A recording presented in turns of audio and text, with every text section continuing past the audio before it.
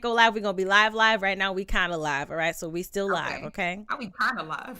Because I schedule it ahead of time. Yeah, you have to wait for YouTube to get the data. Okay. Hello, good folks of the world. Okay, welcome to our Party Chat podcast. It's been a while. It's been a few weeks. Yes. We've had, wellness, health, busyness, schedules, a bunch of reasons. Speaking of, Lady K couldn't join us for today because she wasn't feeling well, and this is the finale. We're going to be talking about the finale of WandaVision, but she said she's going to be in the chat, so I'm going to keep an eye out for you, Kay. Okay, boo, and feel better, boo. Feel better, okay? Mm-hmm. Today, we have a few things on the docket. We have one section I do want to call the hot seat section, all right? But before we get to the hot seat, we're going to breeze through a couple things that happened that we missed out on. Obviously, we streamed the Nintendo Direct. One word, lame. Y'all go ahead. Okay, thumbs down. Dwayne, one word. Yeah. Thumbs down. Charlie, did you even watch it? No, I didn't watch that one. Right, but Charlie, he said he would have loved it. It was not lame. Because that game they spent 20 years on, he was gonna play. There you go. There.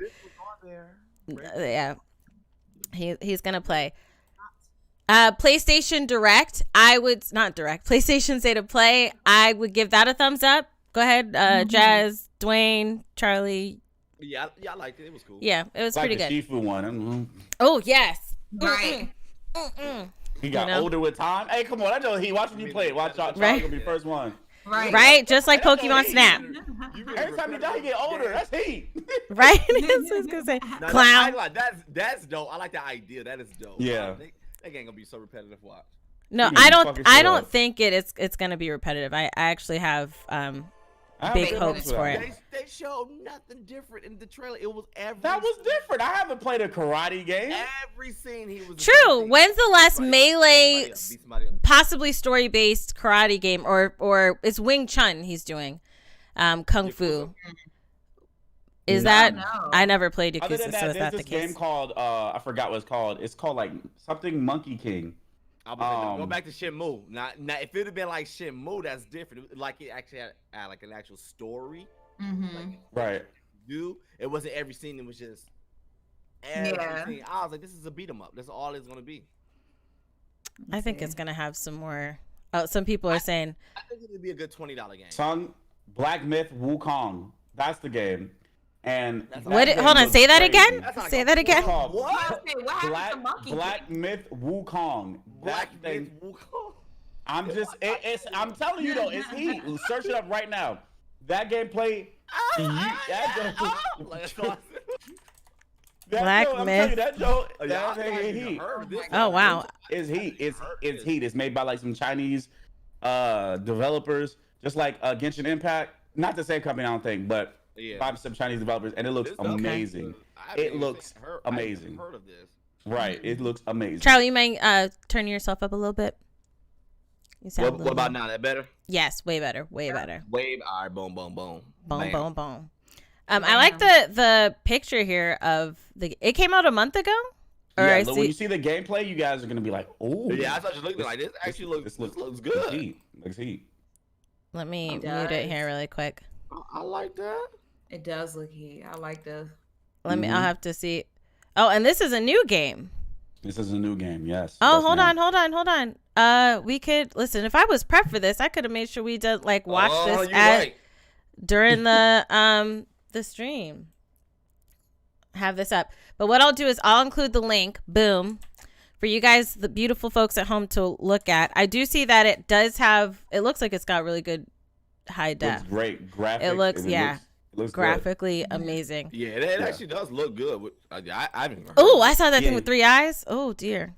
Yeah, it's gonna be you're gonna be fighting, bro. The powers look great. The graphics look great.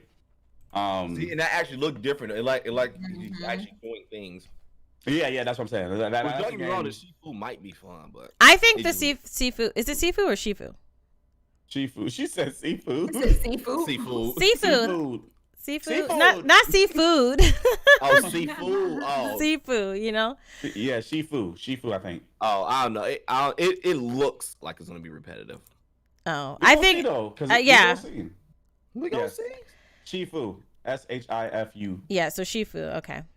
Is this game co-op or no? I don't think the Wukong. I don't think It gives me Bloodborne vibes, like Yeah, except Dark more Souls. mystical. It looked good. Like it looks legit good. Yeah. The powers look crazy. I think it's gonna have a nice little healthy skill tree. It's gonna look amazing. Okay. And I just shared it in the chat for you guys that are watching the stream so you guys can check out the video. If I had prepared myself and known about this, I would have shared that in here. I feel so like y'all could get if a you little die image. in that joint, you're dead permanently. Like it's one of them games. That's what like Bloodborne. Like, Bloodborne, you died and it took 20 years before you could come back. Yeah. Not, bro. Mm-hmm. Yeah, the game is heat, bro. It looks hella like just brutal too. Like, and his powers look amazing. Look gorgeous. That's the first thing. It looks gorgeous.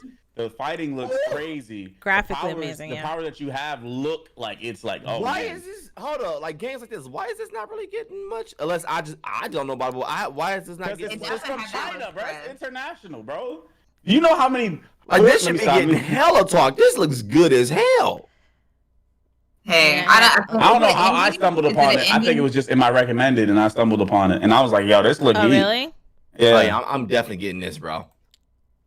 Let me, here, I'm trying to, I don't even know where you can get it from. I don't even know when it's Right. dropping. I I'm really about to just say, it don't don't know. even I'm say about when to it's get- coming out. They say it's coming. It when says it's coming. 2023 on the thing on their channel on IGN right below the thing. It says Oh, okay. Wukong. I'm about to say Wu-Tang. this way, I'm- the people, freaking- I know, right? It's hard not to say, when you I would say say- Wu, right? How do you not Right. say Wu-Tang. I mean, it's called Wu-Tang. I'm in Wukong. That's how do you not It say says 2023. Okay. But just so you guys can kind of see a little bit of what we were talking about, you get a little glimpse on the side. I won't play the Yeah, that audio looks just in good. case, but just so you guys can see. The game does look really, really, really. It looks like it'll be a lot of fun. I think it'll be a lot of fun. Definitely a different breed than Shifu though. Yeah. Is it Shifu? You I said just seafood think that of time. Kung Fu That time I Panda. heard seafood. Kung go Fu with Sifu Panda. No, at this Kung Fu point. Panda. Doesn't he call him Sifu? Like that's what he calls the little. Oh, I thought you was. Not Yes, seafood. I He think, calls him yeah, I Sifu. know what you mean. Yeah, that's what I think of is Sifu. Yeah. Just go with seafood, Christine. Just go. I Not know what you want. You want some shrimp, seafood. don't you? I'm talking What's the about. popcorn shrimp, don't you? Oh, that just reminded me. I'm supposed to be ordering Popcorn some food shrimp. right now. That does sound good. Popcorn shrimp. Actually, I'm Anyway. gonna look up and order me something. Damn. Order you something too. Okay, so we've got a couple of times to talk about today. All right. I'm ready. One other thing before we get into other stuff. I didn't see BlizzCon, but I know Charlie, you saw some things. Dwayne, you saw some things. What was BlizzCon? I saw Overwatch 2 titles tweeted That's all I places, saw was the Overwatch but with is the- that That's all we saw. confirmed? There's like different ones. There's Diablo. There's World of Warcraft. I was specifically coming in for some Overwatch news, and Okay. They really didn't give us much. They showed off the new character. I think she's a Canadian, Yep, she's Canadian. Black Canadian. Is that right? Black woman. Black yeah, she's a Canadian? black woman. She, I think I don't know. Just African Canadian. I don't know how they say it over there. no, I know it's that. I don't think. I don't know. She's She a black definitely had a woman. She's maple leaf on Canadian. her shoulder. So then Yeah, she's right. Canadian. Then she's just Yeah, Canadian. she's Canadian, Yeah. and she has white locks, and she has a railgun as her primary weapon. I think she's What's her gonna be name? DPS. Sojourn, like Sojourn. Sojourner Truth. Oh, so Yeah, they did for what? all- no, What I wanted to see what it. a name! I freaking love that. Love What's that what you said the name. name was? Sojourn. Yep. SOJOURN. RN. Yeah, it's like a temporary stay, is what that means. But it just sounds like it's something that has a lot more depth to it. You know. Yeah, Yeah. and she has a railgun. I think Yeah, she's gonna she be looks DPS. And they were just talking about how it's gonna be like more. Overwatch 2 is gonna be like story based, so you could and more like you could learn more of the story of Overwatch, play with your friends, have missions to do in the meantime, other than just playing. You know. Yeah, go ahead. And two dope things. Cause I kid you not, I mentioned this the first week of Overwatch 1. I was like, man, Ryan Hirsch should be able to cancel his rush. He can now cancel it. So now you can be strategic with it. He can rush you. And like say if I'm trying to get you off the It's edge. like a fake as soon as I out. get you, yep. So like get you to the edge, you just stop it, and then you'll go out like boom.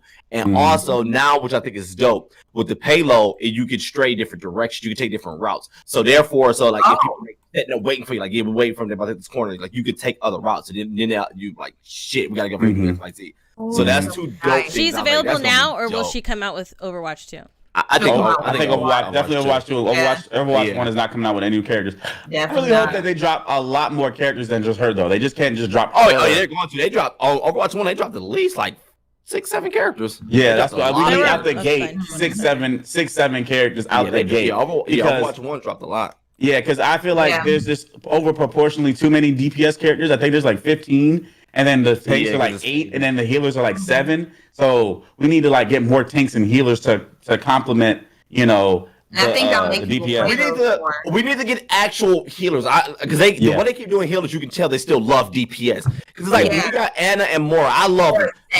There were definitely DPS in mind when they were being made. I was one legit like how when Mercy first came out, you felt like you were playing a healer. Like she was healing people, she was floating around with people. Her ult was like bringing people back. Like you legit felt like you're playing a healer with her. I want a healer. Just feel like this is a healer. Like I ain't gotta worry about trying to fight. So like, you know what? I'm healing. Keep you heal. I'm doing my job. I just want a healer. That's true, because we be having people like if we get a Brig or a Zed on our team, we're like, well, we only got one healer now because the other one is not gonna heal. It's like healer. Yeah, very true. Because I know they said on Overwatch 2 that the healers are gonna be able to heal themselves if they haven't been hit. Yeah, I agree with that. Yeah, because I got annoyed by because I'm like, why is my healer not regaining health?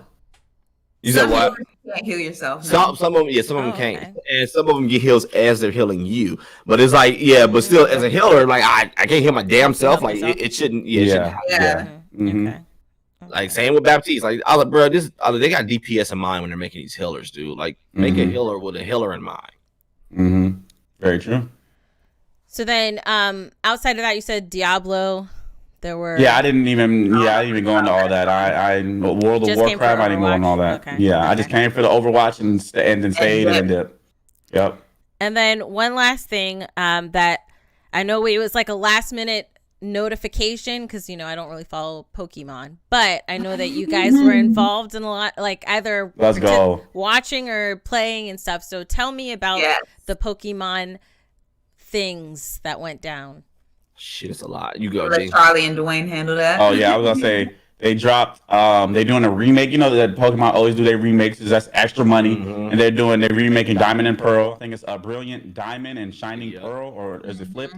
Whichever. Okay. Yeah, but basically they're remaking that. It looked kind of. It looked last gen though. I ain't gonna lie to you. It looked last. But gen. I like that. I because I love the last. I love the way last gen looked because we some old heads so. I'm just playing. But yeah. But it's like we your grandparents here. Okay? Arceus is really dope. Arceus is really dope. It's like it looks like Breath of the Wild, right? Look like Zelda Breath of the Wild, kind of, right? Kind of, yeah. It definitely puts you more in kind of like a POV feel, like for your Pokemon, being a Pokemon trainer. So it definitely feels like it puts you in the field. I like that. I was like, now this is what we want because the remake looked like a remake, like like last gen instead of like current gen. And this is we got Pokemon Snap. We got 3. Hey, good man. Get 3 Pokemon games coming. Pokemon Snap about to be That's fire. not even a game. That's just it's Instagram for Pokemon. It's Pokemon. All right, that's a $60 picture taker. Instagram. Exactly. Right. But you get dope pictures though. You get amazing pictures. It's so freaking fun. The filters. It's for the filters. The little fight you can make them do stuff. It's boy, stop it. I'm gonna be hella playing it. I'm gonna be enjoying it. You sure will. You the only one too. I don't think no one else is getting that Pokemon Snap. I was like, did I sign a deal with you? I can't remember. I know we were saying some stuff in that first episode of this podcast, but I can't remember if I signed a deal. I can't remember what was said. Okay, nobody remind us. Let's forget it. Let's forget it. But did you guys watch the concert and all that stuff? Oh yeah. I was disappointed a little bit. Oh really? How was it? Because it was short. It was like 12 minutes, right? Yeah, it wasn't that long. It was like that's like 4 songs, bro.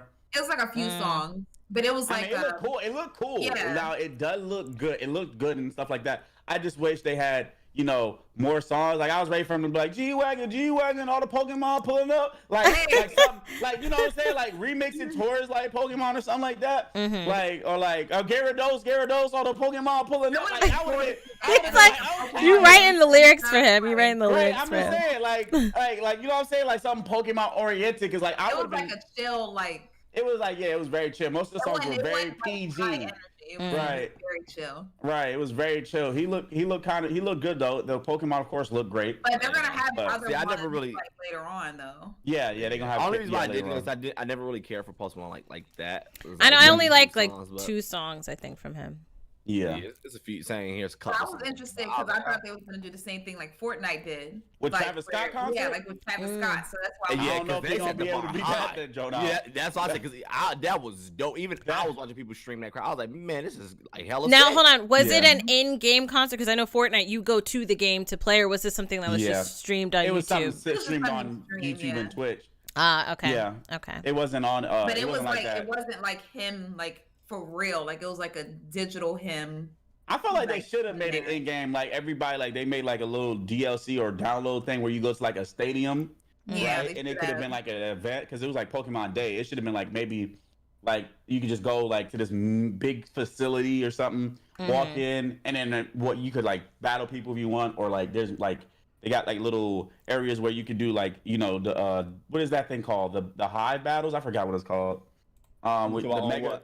You know when you have to all fight one Pokemon at one time? Raids? Oh, the raid battles. Yeah, like have some raid battles in there, or you're able to do that. And then when it's time to do the concert, everybody got to like leave that and then actually sit in the stadium and then watch him perform. That would have been lit. That would have been great. I don't know how they've been able to do that though. I mean, they have the money. They could have done. They have them now. They do have the money, but I don't think they're probably gonna do all that. Which brings me to the Nintendo like robbery. I just want to because I wanted us to and I still would love for us to do this, especially we might have an episode possibly we can do in between WandaVision and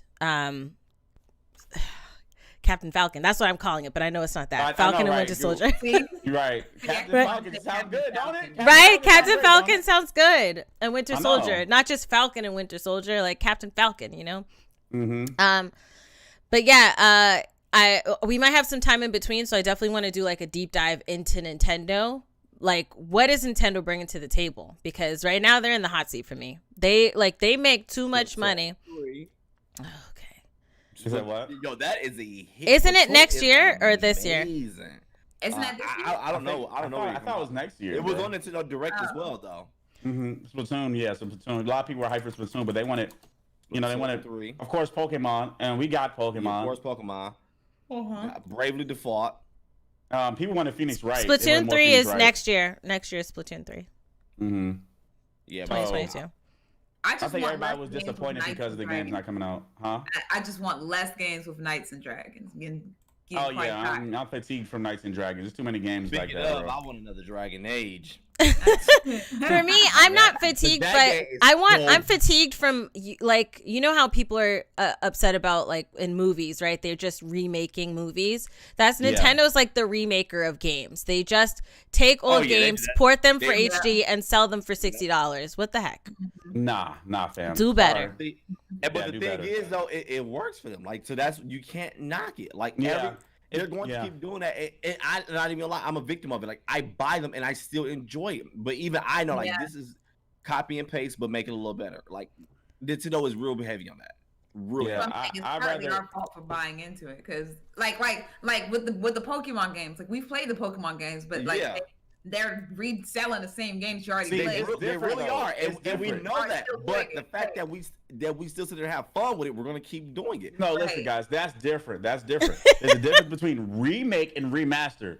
They selling you remasters. That HD, that's a remaster. Remake is like Resident Evil 2, Resident Evil 3. Those are remakes. Those like Resident Evil 2 was amazing, and I didn't even play the original one.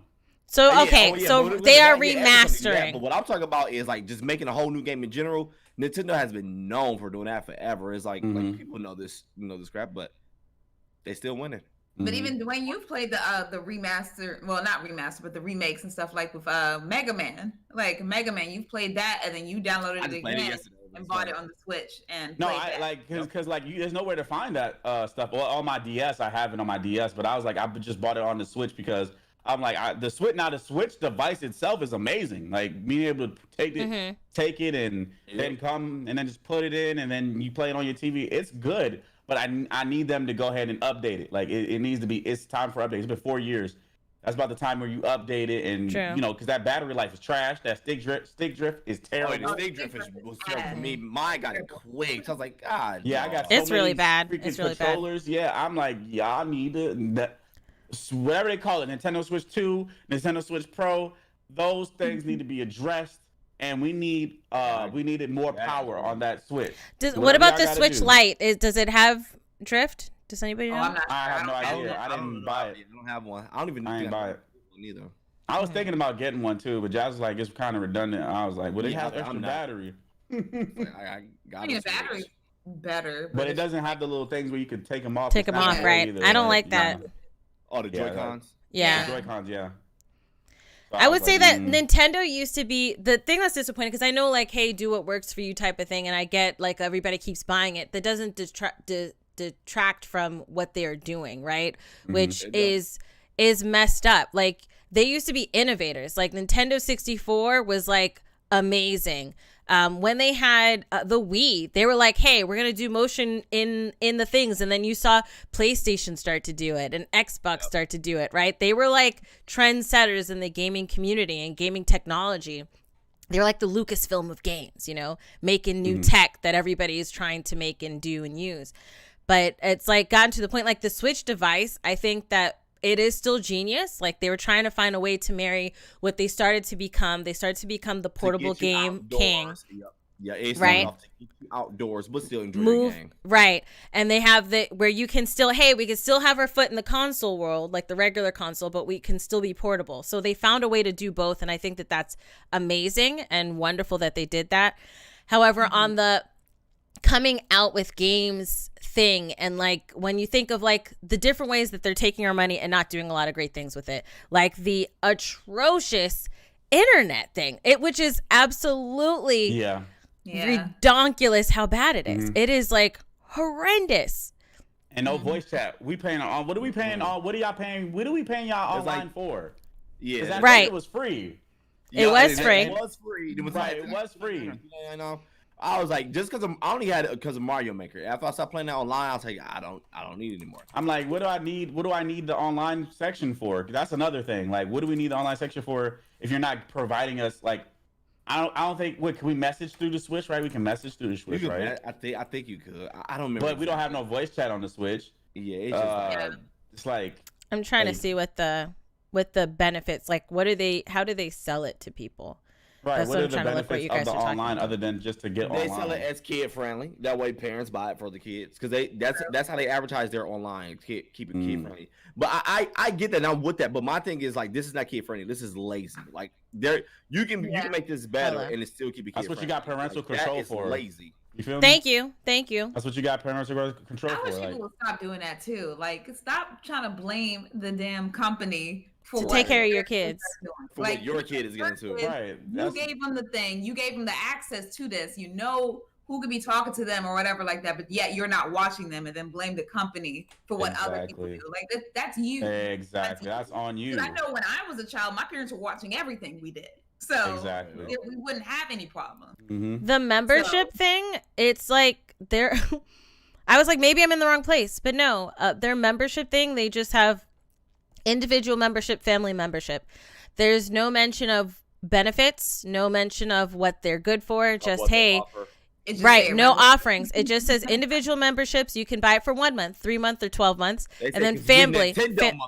Right, that's in the fine print. I knew you was gonna buy it. It's Nintendo, man. Like that's like the fine print at the bottom, and like family membership for 12 months.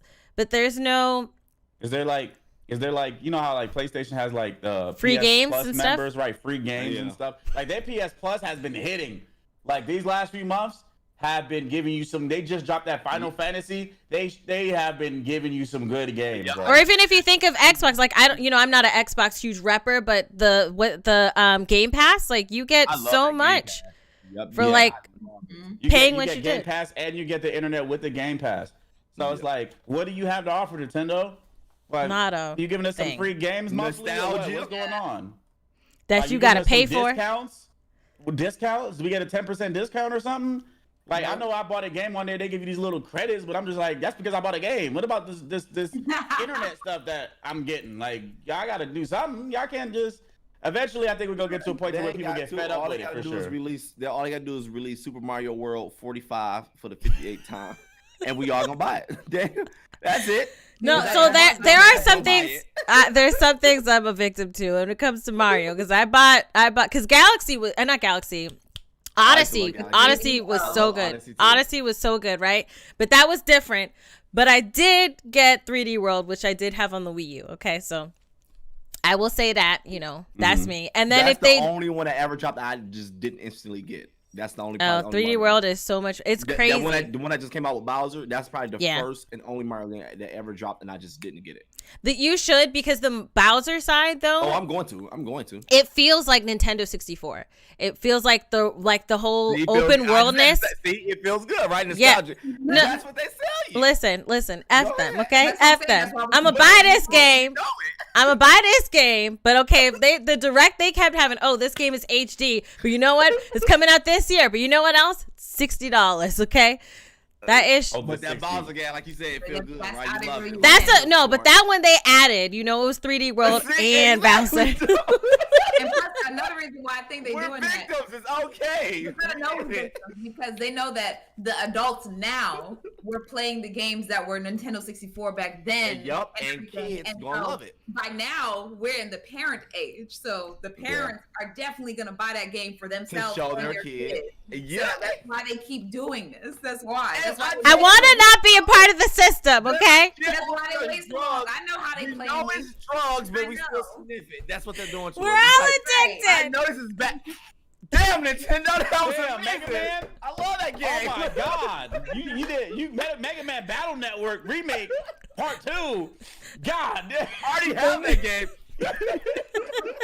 And that's me with Mario 3D World. Right. Imagine now, they were to come out with another like we have the games that we play now, like God of War and all the other stuff. If we wait maybe 15 years, and then they'll release another one that's remastered. Don't tell me that you ain't gonna be 40, 50 years old, be like, I'm not gonna get that game. You gonna get it. You gonna get it from you. Yeah, nostalgia's kicking. Good boy. Y'all know this shit y'all playing. This game was really y'all. This is sad. The sad moment when you think you breaking the wheel, realize you in the hamster wheel too. No, but that's just what happened to me just now. Direct, right? When we was looking at direct, we was there was a lot of L's. To me, there was a lot of L's, and it's like at a certain point you gotta start putting something, because people gonna get bored with that. I already played this game. Eventually you're gonna get bro, what's the new app? It just blew me when one of the games said, "Oh yeah, the fight for salt and iron." What? That does not sound fun for me. That's the one they took forever. Forever too. And they come to find out it's still in development. Yeah, the triangle. Project Triangle something or whatever. Yeah. Charlie, did you download it? That's going to be amazing as snot. The first one's so good. Better make a gameplay on it. He won't. Stream it, Charlie. Stream it, Charlie. He won't. RPGs, I wouldn't. I love it. RPGs is my #, Charlie stream in the chat now.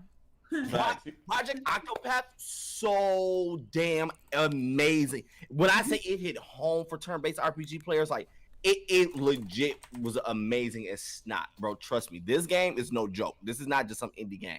This game is no joke. I think the voice acting was a little funny to me too. I'm taking.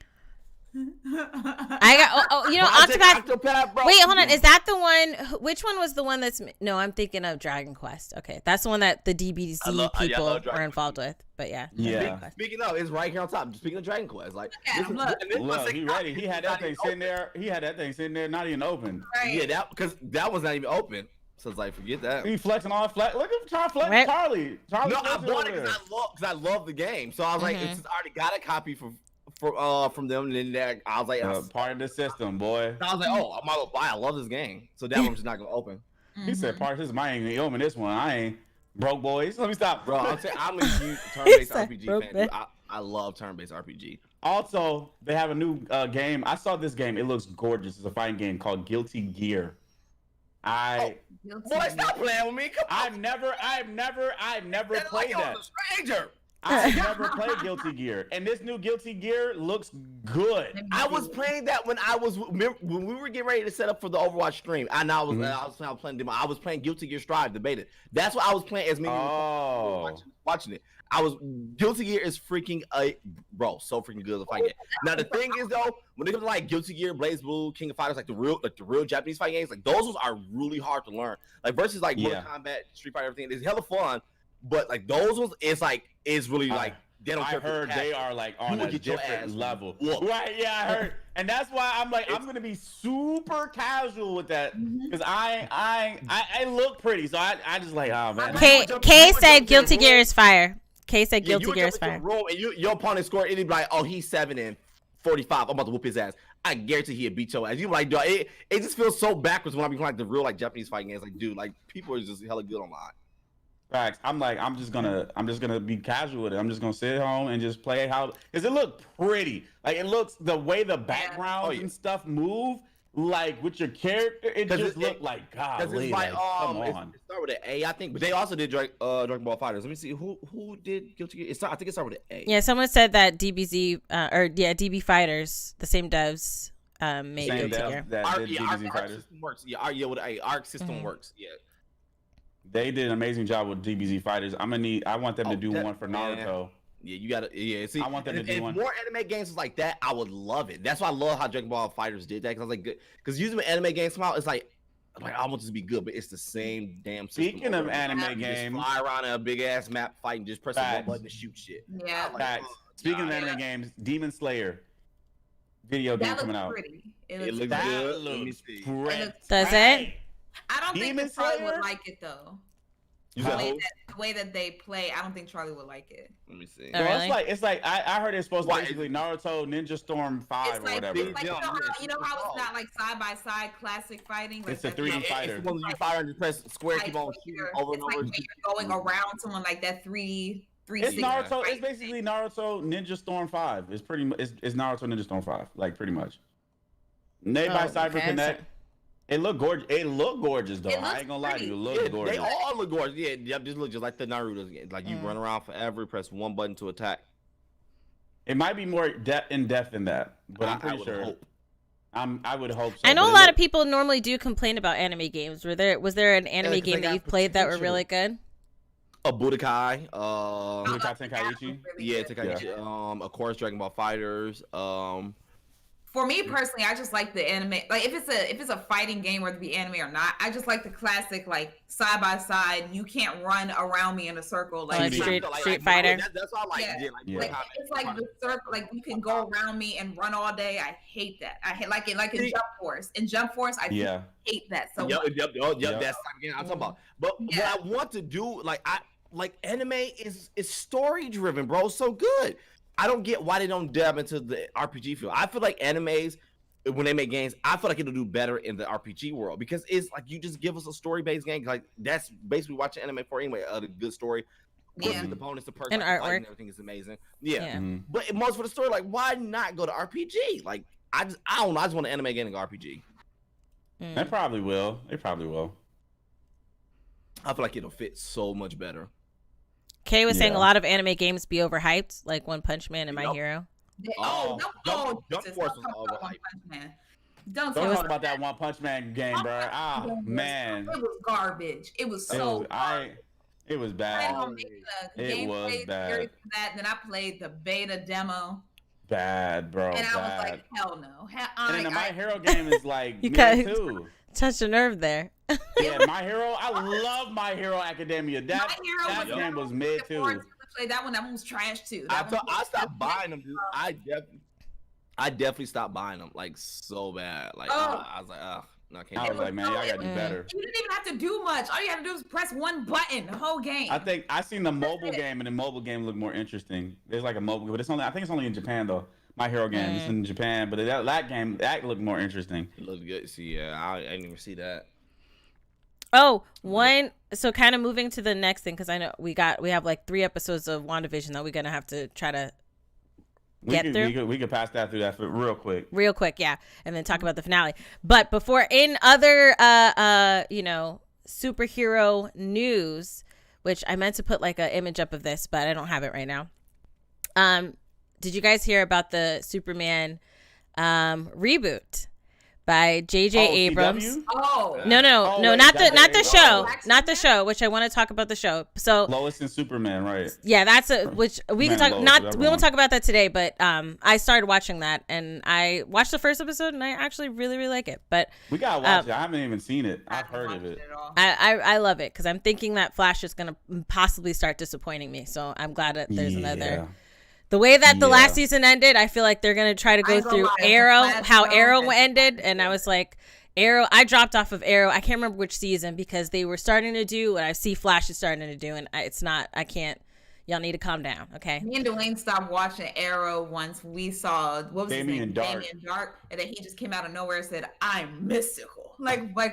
Like I was like, we ain't I got think no I stopped before context that. or anything. And I was like, you know what? I'm dropping that. Then Arrow got. I mean, not Arrow. Flash got boring to me. Flash got boring because they messed up they did a certain character arc. Yeah. The villain. Which one? What's his name? 'Cause I'm caught up. Not Reverse Flash, not Savitar, I know who you're talking about. not I Godspeed. know my The way they did Godspeed. That show. Godspeed. Oh my god. Which one they did was him Godspeed so again? dirty. Is he He's the like, white one? White. He has white. Yeah, he's white. Yeah, he has like a white. And then because gold he suit. was just taking the drug, right? That's what the. Yeah, he was taking a drug, Yeah. and his arc legit was not like that at all in the comics. Like the comic book Godspeed was so Savage. good. It was like his arc was so good. I'm not gonna spoil it for anybody, but Then I it was. couldn't get over his costume in the show. It's just like Yeah, his costume in the comic compared to the show, it is like, what are y'all doing? Come on now. That I wasn't. got bored. That A lot wasn't of so people bad watch for me, Flash but. said the same thing though. Like, a lot of people said something that it got boring, but I never watched. I would it. say Everyone the really loved last it. season made me kind of the way it's ending. It seeming like because Arrow, I liked it was Arrow and Diggle. Okay, then they Yeah. occasionally went to Felicity, and I was like, I'm for it. I love it. When Felicity became the love interest, I was like, yeah, I'm getting out because it was. I feel like her. I mean, I'm not going to dive into her right now, okay? But I was not a fan of her as a character when she became more. I loved her as the girl that they would go to occasionally, who worked in the office, that they would go to for tech stuff, and she was kind of interested, but not. She was kind of fast talky and nervous at times, and then just went off with. Loved it, but then when they changed her character, I wasn't a fan. But I bowed out when she became the love interest. I was like, okay, I'm done. Yeah. I love the early seasons of Flash when they had the whole first season of Flash was amazing. I think that's the best season. I think it's the best season. The twist, and then the second season was like when you had what is his name, Zoom. Oh my God! Yeah. He's the one with the demon voice, right? He had Candyman's voice. Candyman's voice. Yes. He Yes. made me feel as though like, oh my God. He was like, terrifying. Right. Yes. He was like, it was like, oh my God. Like, Was this he? dude- He was actually the dude who played Candyman voice. Yeah, the dude. They the dude that pulled actually played a Darth Candyman, Vader because the guy Darth Vader, who was the actor is not the same as the one that was doing the voice. The one that was doing the Right. voice is Candyman's voice, but Yep. the actor that was playing the character was like some guy that nobody knows. Right. But he did a great job. Like they did a great job with Zoom, Earbard Thawne, aka Reverse Flash. Savitar was So even good. dope. The way he did Savitar was dope because it was like, Oh man, like, yes, what- yes. I Yeah. also like the guy who was in the chair all the time. Yeah, that was That was a good season too. That was that was After that, I just got. After that, I was like, when they introduced Godspeed, I was like, why did they do it like this? They could have did the whole thing like the comic book, and people would have lost their mind just like they lost their mind before. But yeah, I digress. But I will have to say that when it comes to the Superman thing, let me, because we did fall down like a Superman TV show, which the CW shows are pretty good, but I do want to watch that show, and we'll talk about that later. But there's news broke that that Warner Brothers is planning to reboot Superman with J.J. Abrams as the producer and Ta-Nehisi Coates as the writer. And so that's bringing a lot of people to think about, is there going to be a black Superman this time? Yeah, I've been hearing about that. Rumors of Michael B. Jordan possibly.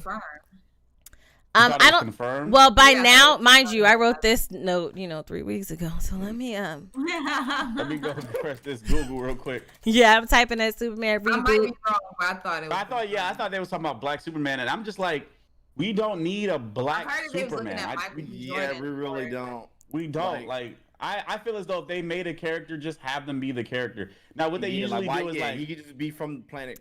But there was a black Superman in the comic books for like a little bit.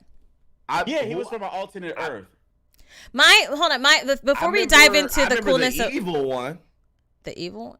No, not like black as in like, oh, the evil. Not like the color of the suit, like the color of your skin. He was like, yeah, skin, not suit. But no, but before we dive into like, because I want to ask, if we were to do a black Superman, who would you cast for it? And is that something you would be interested in? But before we get into that, my first question is, why was y'all like, if y'all was planning to do a reboot, why was y'all like Snyder cut?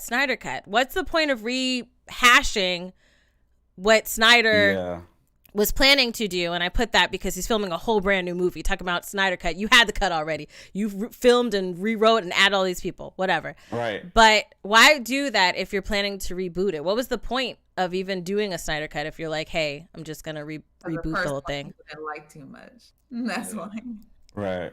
The first one people didn't like too much, and then they just want to basically erase that from existence and say like, well, hey, what happened was that he was. We're gonna do this differently this time. Yeah, what happened was that he was filming, right? He was filming, and then he had like a death in the family, and so he had to take care of that. But they had somebody else was like, for some reason they didn't want to give him time. They're like, we have this schedule, I guess, and we don't want to give you time. And he like, well, I'm grieving. You know I gotta take time. And so they had somebody else. Somebody else do things to the movies, so there was a lot of reshoots and stuff to the movies, and we never got his full image of what his movie was gonna be because they got somebody else to fit it, like take it. But I think the way at the time I heard that he had finished filming the movie and he was editing the movie, and that's when he went to take time off. And when Joss Whedon came in, he did reshoots because he wanted to change some of the stuff that was already filmed. That's what I'm saying, though. That makes a mess. That's like, that does make a mess. Like, you have a vision for this, and then somebody else has a different vision for this. It's going to be like two different visions. But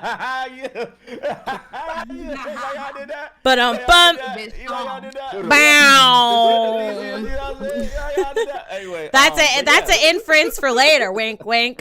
Right. It was all along. Remember, back more on that later. Hold it for later. All along. Let me lift up my. Interesting theory. No, but I feel like it's like somebody taking over your project. It's like having two different editors. They got two different editing styles. You know what I'm saying? And it's gonna be a different video. Like if one editor does this, and then you see, you know what I'm saying? Do you think that the Snyder Cut's gonna be better? I think it is, especially they also got Joker in it now. So right, they got Joker in it now, and that's what I'm saying. Like I think DC is splitting up their universes. Like into two different universes. Whole mess. It's a whole right. Mess. They're gonna have like their mainstream-ish, kid-friendlier universe, and they noticed that the R-rated stuff, more mature content is working out, especially after the Joker movie. So they're gonna have what you call playing Batman. What's his name? James Patterson. Is that his name? So they're doing. You're talking about Twilight.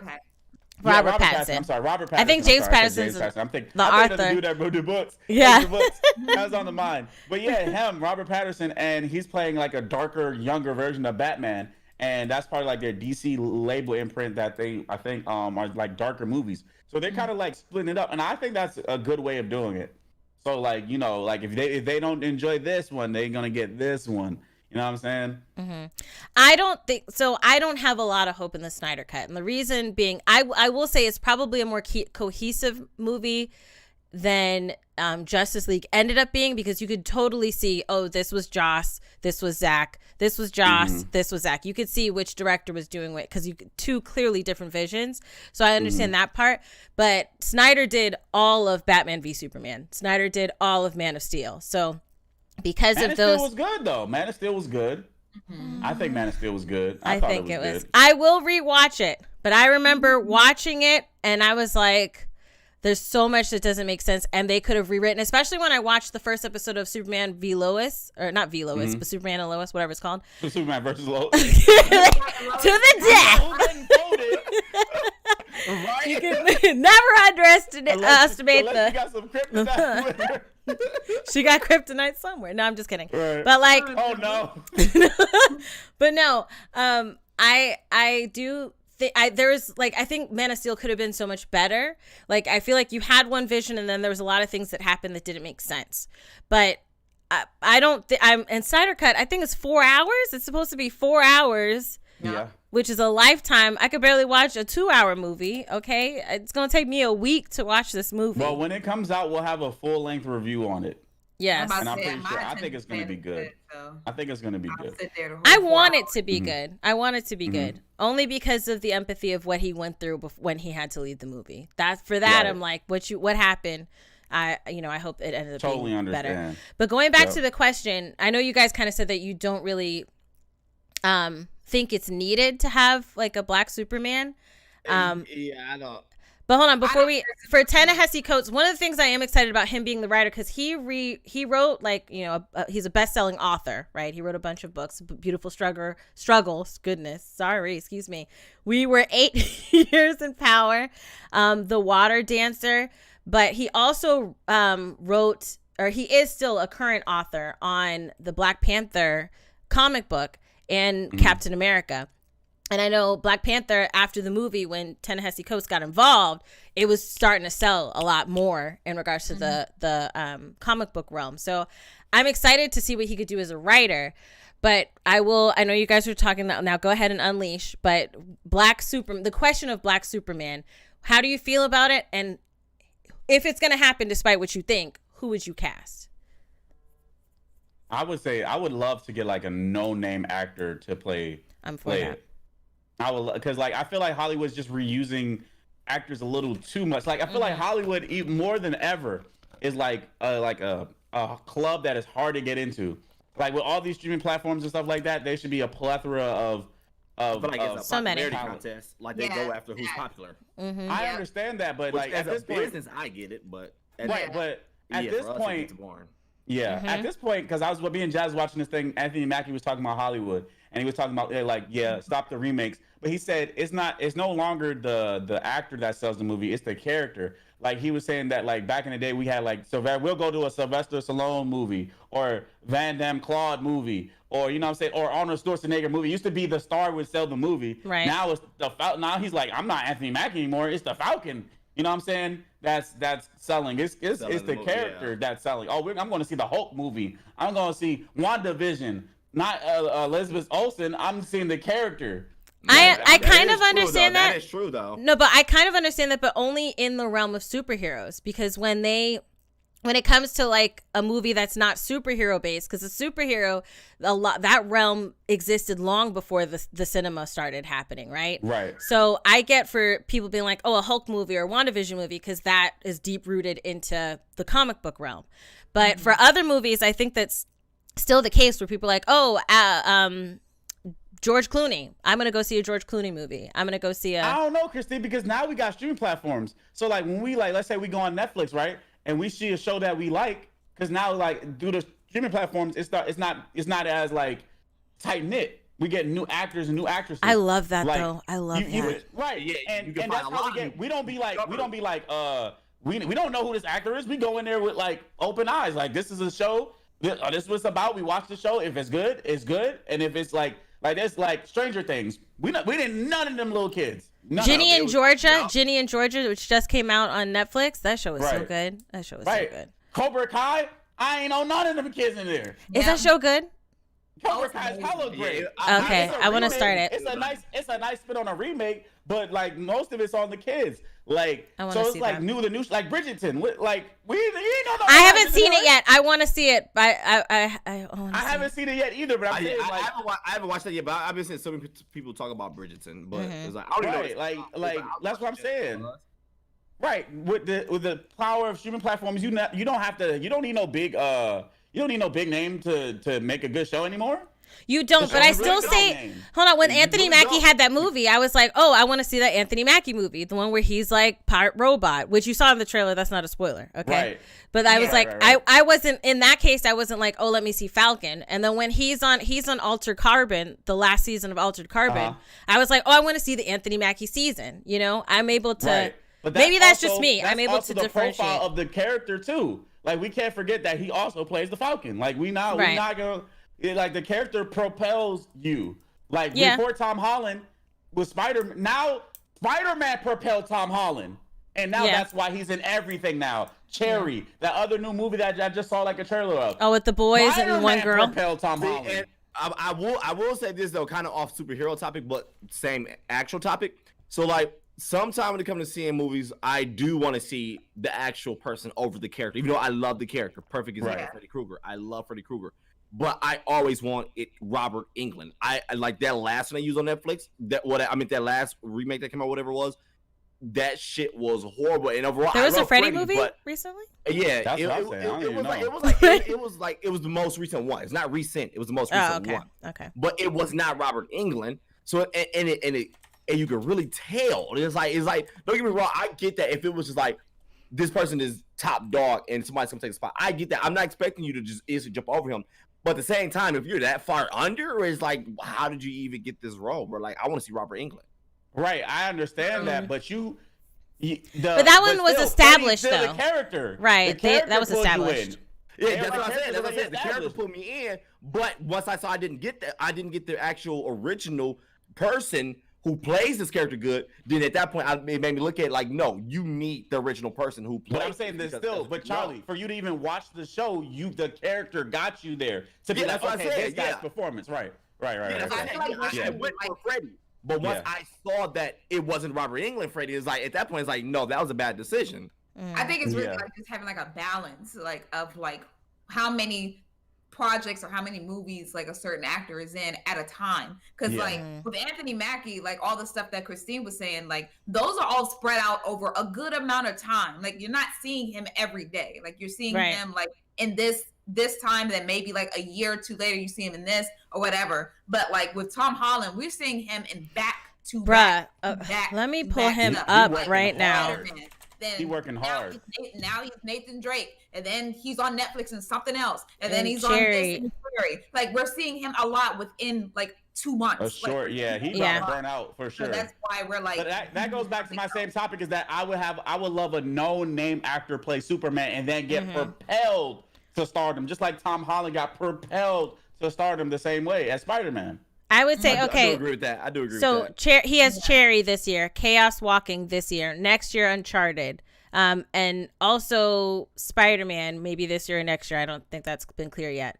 Last year, Onward, The Devil All the Time, which that released at the end of last year because I remember that was on Netflix. Yeah, that's what I'm saying. That boy working hard. That's like 6 movies right there. Which I'm proud of him for working hard, getting all these things. I'm not saying no, don't right. Out. That's all. Yeah.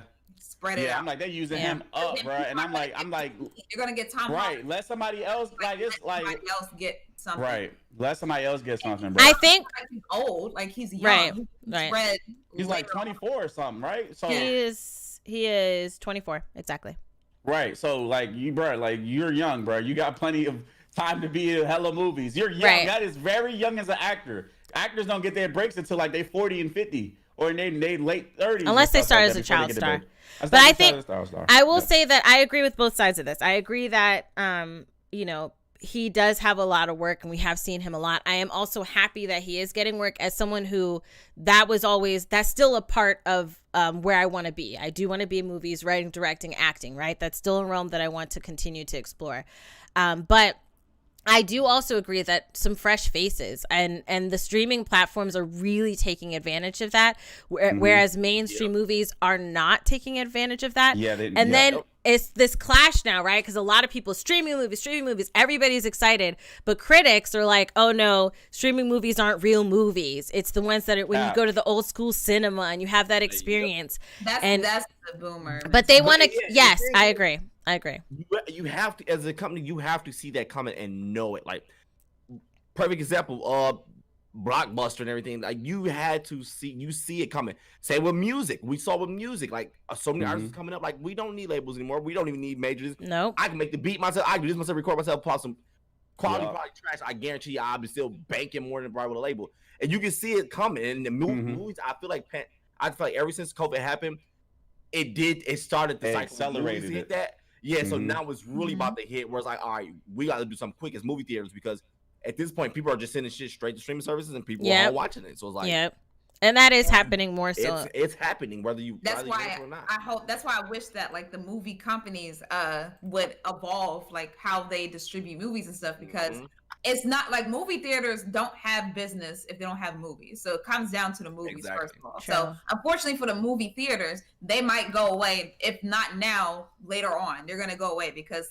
as technology is advancing, we're going to be doing a lot more stuff on the go or at home or whatever like that. We may not have to go there. Just like how malls are going out of business now because there's a lot of online shopping. We don't have to go there to go get it anymore. We don't have to stand in line anymore. We could just go online and get it. So it's like y'all got to evolve with it. You can't be mad that exactly. Yeah, and I hate boomers like that. You can't just sit back and be mad and no one's happy. Like, all right, you can be mad. I get that, but you have to do something. Like you got to change, which they don't want to do, or enjoy sitting in the back. We don't need music labels anymore because we have social media. You can promote yourself. You don't need a label to do it for you. So the labels got to do something. Make your own streaming platform to play their music on, maybe, or something like that. Like give them better contracts. That's the other thing. Yeah. That's the big, huge reason why a lot of them SoundCloud rappers became a huge thing because of the contracts. Yep, you gotta evolve, but that's not our fault. Back to your topic, Christine. I would like a nameless, just get a very talented nameless actor. I don't even care if he's British, like because the British be taking them. They be sleepers. They be sleepers. You don't know until after. Like, oh, this one's British. You don't even know it. Yep. Because I was like watching this. What's that? Y'all ever seen this show called Snowfall? No, but I've seen it. People talk about it. A lot. I know people talk about it. And then he spoke, right? And then he was British. He was like, it's really crazy how. Yo, that's not all. I was like, what? I was like, what? That's like the guy from Get Out. I didn't know he was British until I watched an interview when he was talking about Get Out, and I was like, oh, he's British? I didn't even know that. It's just an accent anyway. It is. But yeah. But I agree. I agree. I want somebody that doesn't have a huge catalog or that we're not fatigued from. They can have some work done, but let's get some new faces in here and let's propagate some new faces. Please. The idea of a Black Superman is something that would be really cool to do, but I know you know the comments and the tweets. I don't think I would want to see that. Like I don't want to see it. I would want to see it, especially if he's like. What would he do though? Superman's story been fleshed out for like longer than we were born. Like what would Black Superman do that was different from? This could be their Marvel opportunity to kind of tweak the backstory, because that's what Marvel did. I hate when Marvel do that. I'd be like, nobody need these characters. Oh no, I like Marvel made me fall in love with a lot of characters. It's more for me that I can't see it. Like I really cannot see it. I can. Going in, Miss Marvel to me, she's great, okay, but like, could she have a different power? She's basically Mr. Fantastic. Miss Marvel, Mr. Fantastic. That's like the Hawkeye. That's on the comic book world though, bruh. They have and they were copying each other. DC has a lot of characters that are just like Marvel, you know, like with Aquaman is who's the one on Namor. They the same peoples. Like I get it, but we don't have no Namor movie, right? Well, hold on. Popular, Aquaman or Namor? Hold on, really quick. I think the Easter egg in Endgame, when they were like there's earthquakes or stuff happening around Wakanda, might be a nod and Namor. Hopefully in the next Black Panther movie. Christine, we'll see. Answer my question: who's more popular, Aquaman or Namor?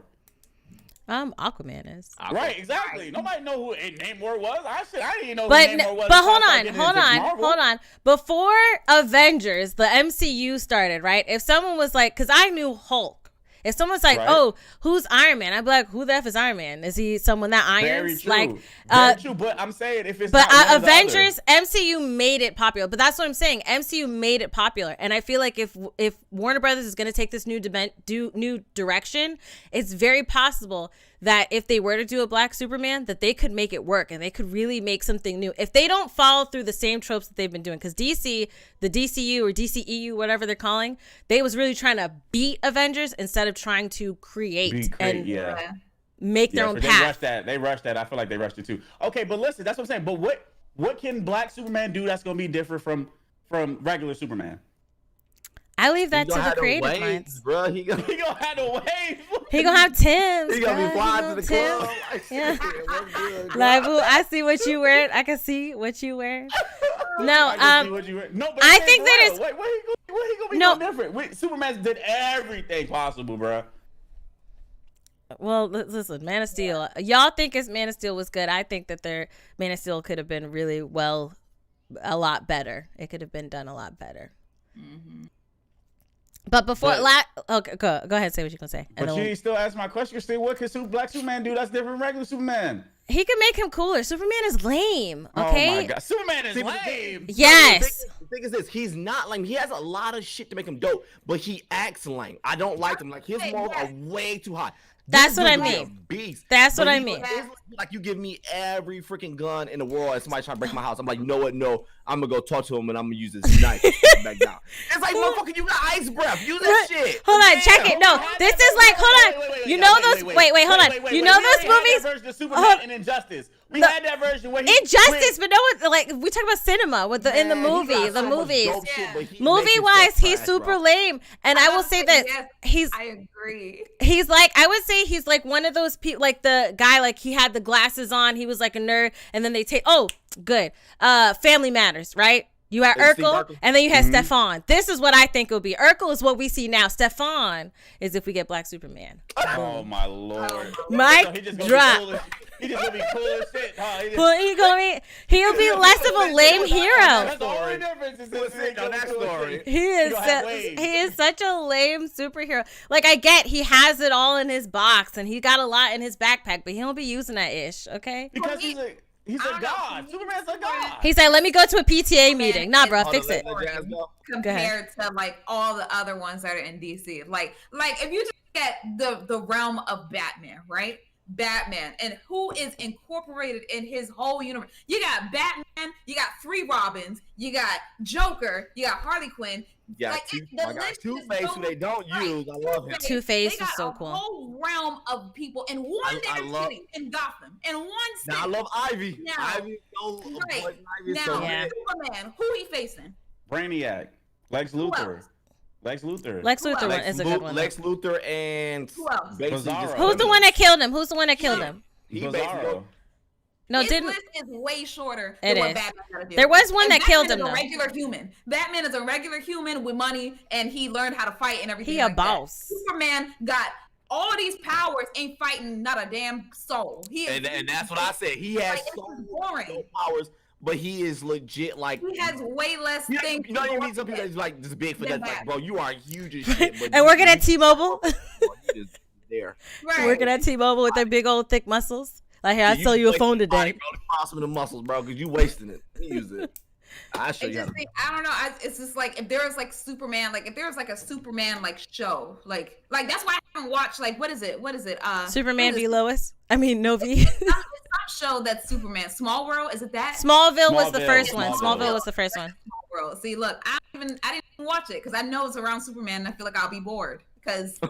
Smallville's a good show though. Hold on, man. Smallville's a good show. I heard it was good. I watched it when I was younger, but I didn't watch that far. And I know that it kept going. Like CW, when they got a good show, they do not let go. And all the actors, one by one, was like, "Dip, I'm out. I'm out." Yep. Until Tom Welling ended it. I used to love the show called Heroes, man. Oh my god, Heroes was so good. Good, man. And Heroes it was just good. Slowly, like you it's slowly falling apart. Fading away. Well, the issue with Heroes is that it came out right when the writer's strike happened, and that's what happened. I think the second season, the writer's strike happened, and that's what really killed the show.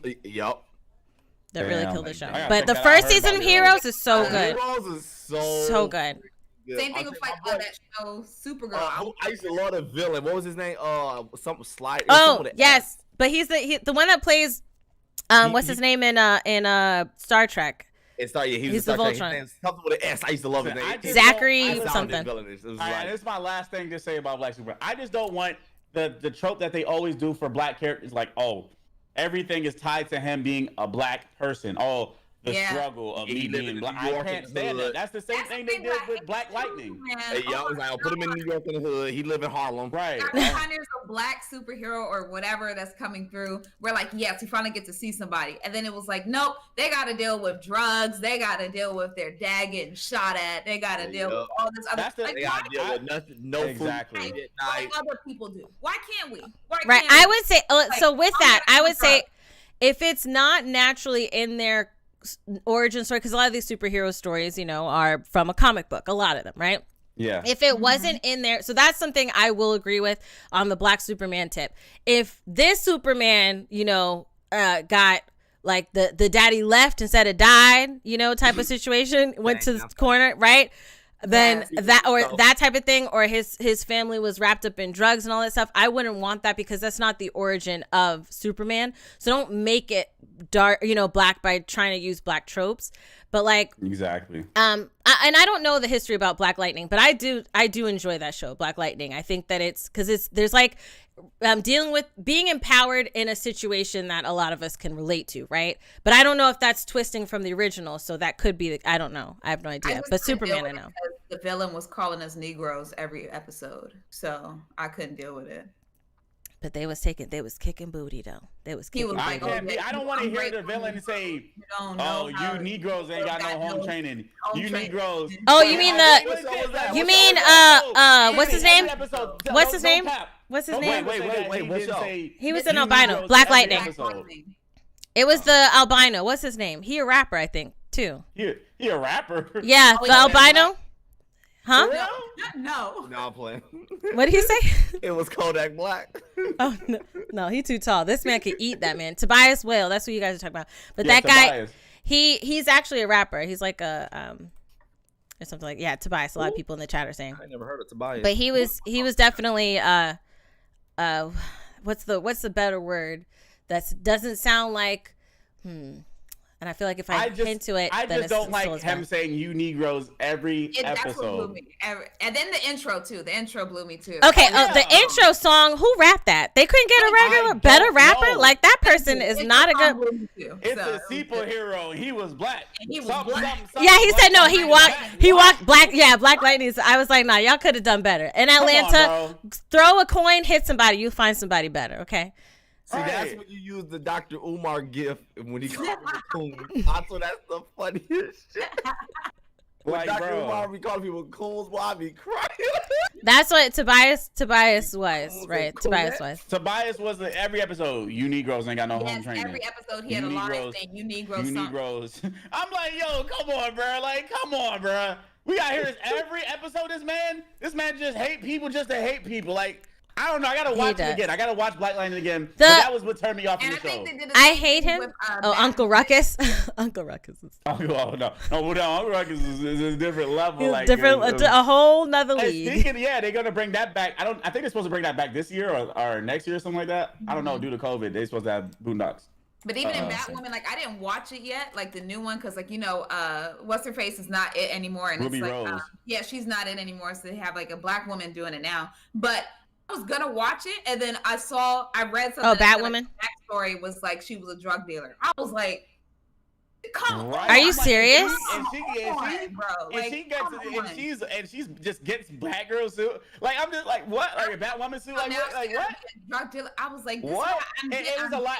I didn't like enjoy that show because like they had Bruce Wayne's suit, right? And then it was like some super cringe thing, and it was just like, no, it's not the right suit until it can fit a woman. I'm like, but it's his suit. What are we talking about right now? Like, I am a feminist, right? But it's like, at the point, I hate when they try to be like overboard with it. Like, women don't have to say, yes, I am the strong woman. They can just be strong, and then you know that they're strong. They don't. If you are strong, you don't have to say that they're strong. Yes, exactly. I have this argument with Dwayne all the time because I love like strong female characters. I do. But I love the characters that don't have to say that they are strong. They just show it. Yeah, it shows. Like, you don't have to say it. You don't have to say what's already understood. But like you don't never hear Superman say, "I'm strong." You don't ever see like because he lame. Like I'm good because You don't I'm never say. You better not. Whatever. Like you don't ever see the male character doing that. Like you never hear it. Because I'm a strong man. Like you never see that. But like whenever it's a woman character, they're like, oh yeah, I gotta be a strong woman for the like no, like just no. Like you don't have to say it. And that's what I loved about Monica Rambeau, bro. I love the way they did her. I love the way they did her in WandaVision. I loved, and I'm upset with some of the things, but I blame Disney on that. I blame Disney on that. Mm-hmm. So like how Wanda and Monica were in the WandaVision, like they didn't have to say it. They didn't have to say like, right, I'm right. strong. I'm a strong I agree. woman. That's why you get down. Like they just everybody's enjoying your pose, Jazz, for strong woman. That's how it is. Like I was blown. Like it'll look better on a woman. I'm like, oh my god, just put it on. Put it on. Right. Just put it on. I get you. I mean, and that goes to writing. I do enjoy like when a woman is like strong and kicks butt and is just a strong character on her own versus, you know, this tip of, because some is agenda based, you know, but I think sometimes if written well, I enjoy the agenda based. But sometimes if it's not written well, then it's like, okay, I just want you to be great. You don't have to say it all the time, you know? But I do feel like some agenda-based, you know, female to strong content can be enjoyable depending on writing, right? Mm-hmm. When it is important. Extremely important. Important. It's important. It's so important, okay? How did this turn to man versus woman? Because it's the writing. Man, the writing like that, and I hate it because then that's gonna make people turn off from the character. Because then it's gonna, like, you know, the men are already gonna be like, oh, well, here they go pushing the female agenda. It's like, yes, because the writers are shoving it down your throat. Like just.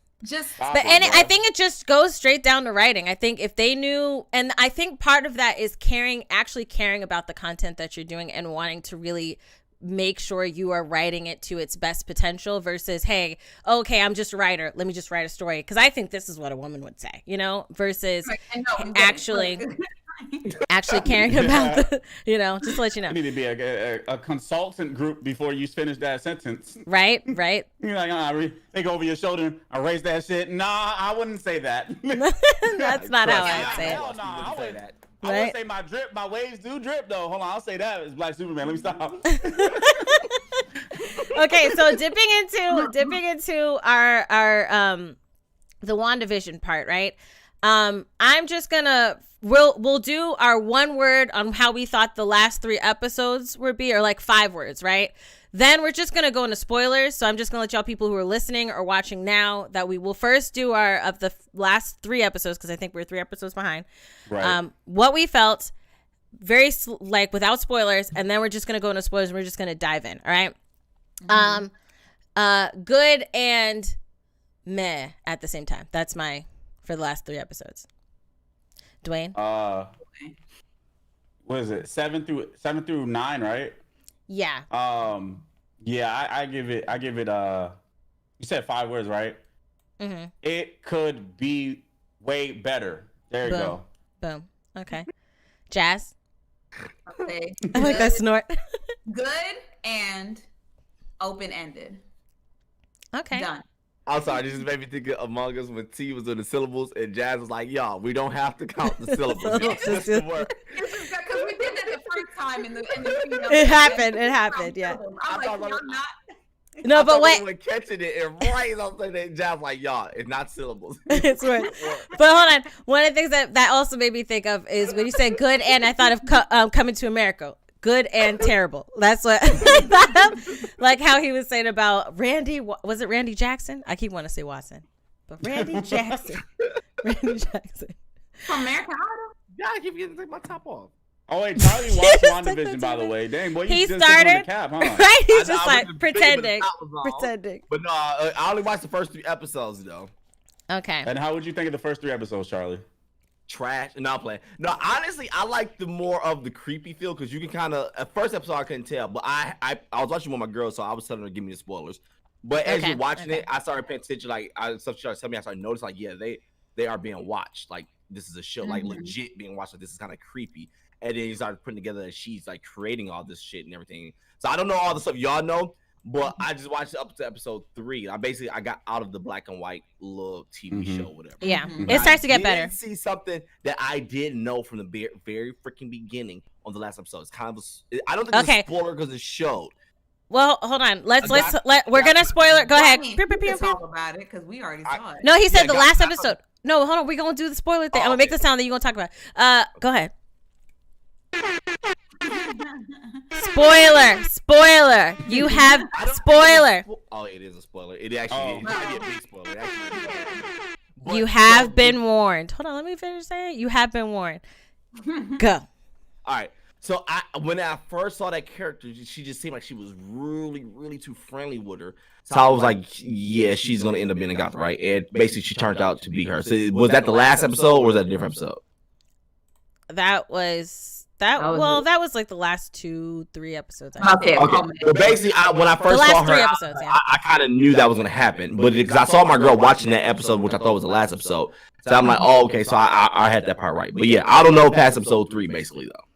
Okay, so right up, just to let you know, on the screen, I have Vishon and LaWanda on the podcast. Oh my lord! 2 images of Vishon. Them memes were hilarious. If you can pull up the podcast, the stream on your phone right now, just to like see what. Bruh, what is? I'm looking at it on my screen. If not swag persevering, I ain't like the memes are the best. That's the first thing. The memes are the best. When I first saw his, I was like, what? I thought people were just making, like, just putting it on. I didn't know where it was coming from. But now I kept reading Vishon, like, instead of Vision, like Vishon or something like that. I don't know who the hell is Vishon. And LaWanda. They were like, he is half Wakandan. Yeah, they said. So I saw Kev on stage had posted that. He was like, he's half Wakandan. Or no, I saw someone who said vibranium is from Africa. That man is black. So I was like, they got a point. I mean, technically, his body is from stolen vibranium. So that ain't no cap. He ain't straight from Claw from Wakanda. So yeah. So Vision is half Wakandan. He is. Yeah. But yeah. So kind of dipping into the spoilers of the last 3 episodes. The episode 7 is breaking the 4th wall. Okay, and that's where we get kind of the spoiler that you were talking about, Charlie, in regards to Agnes. And it was Agatha all along. They put a do-rag on that boy. Yeah, you got 2. And she got the braid. He about to talk that shit. I love it.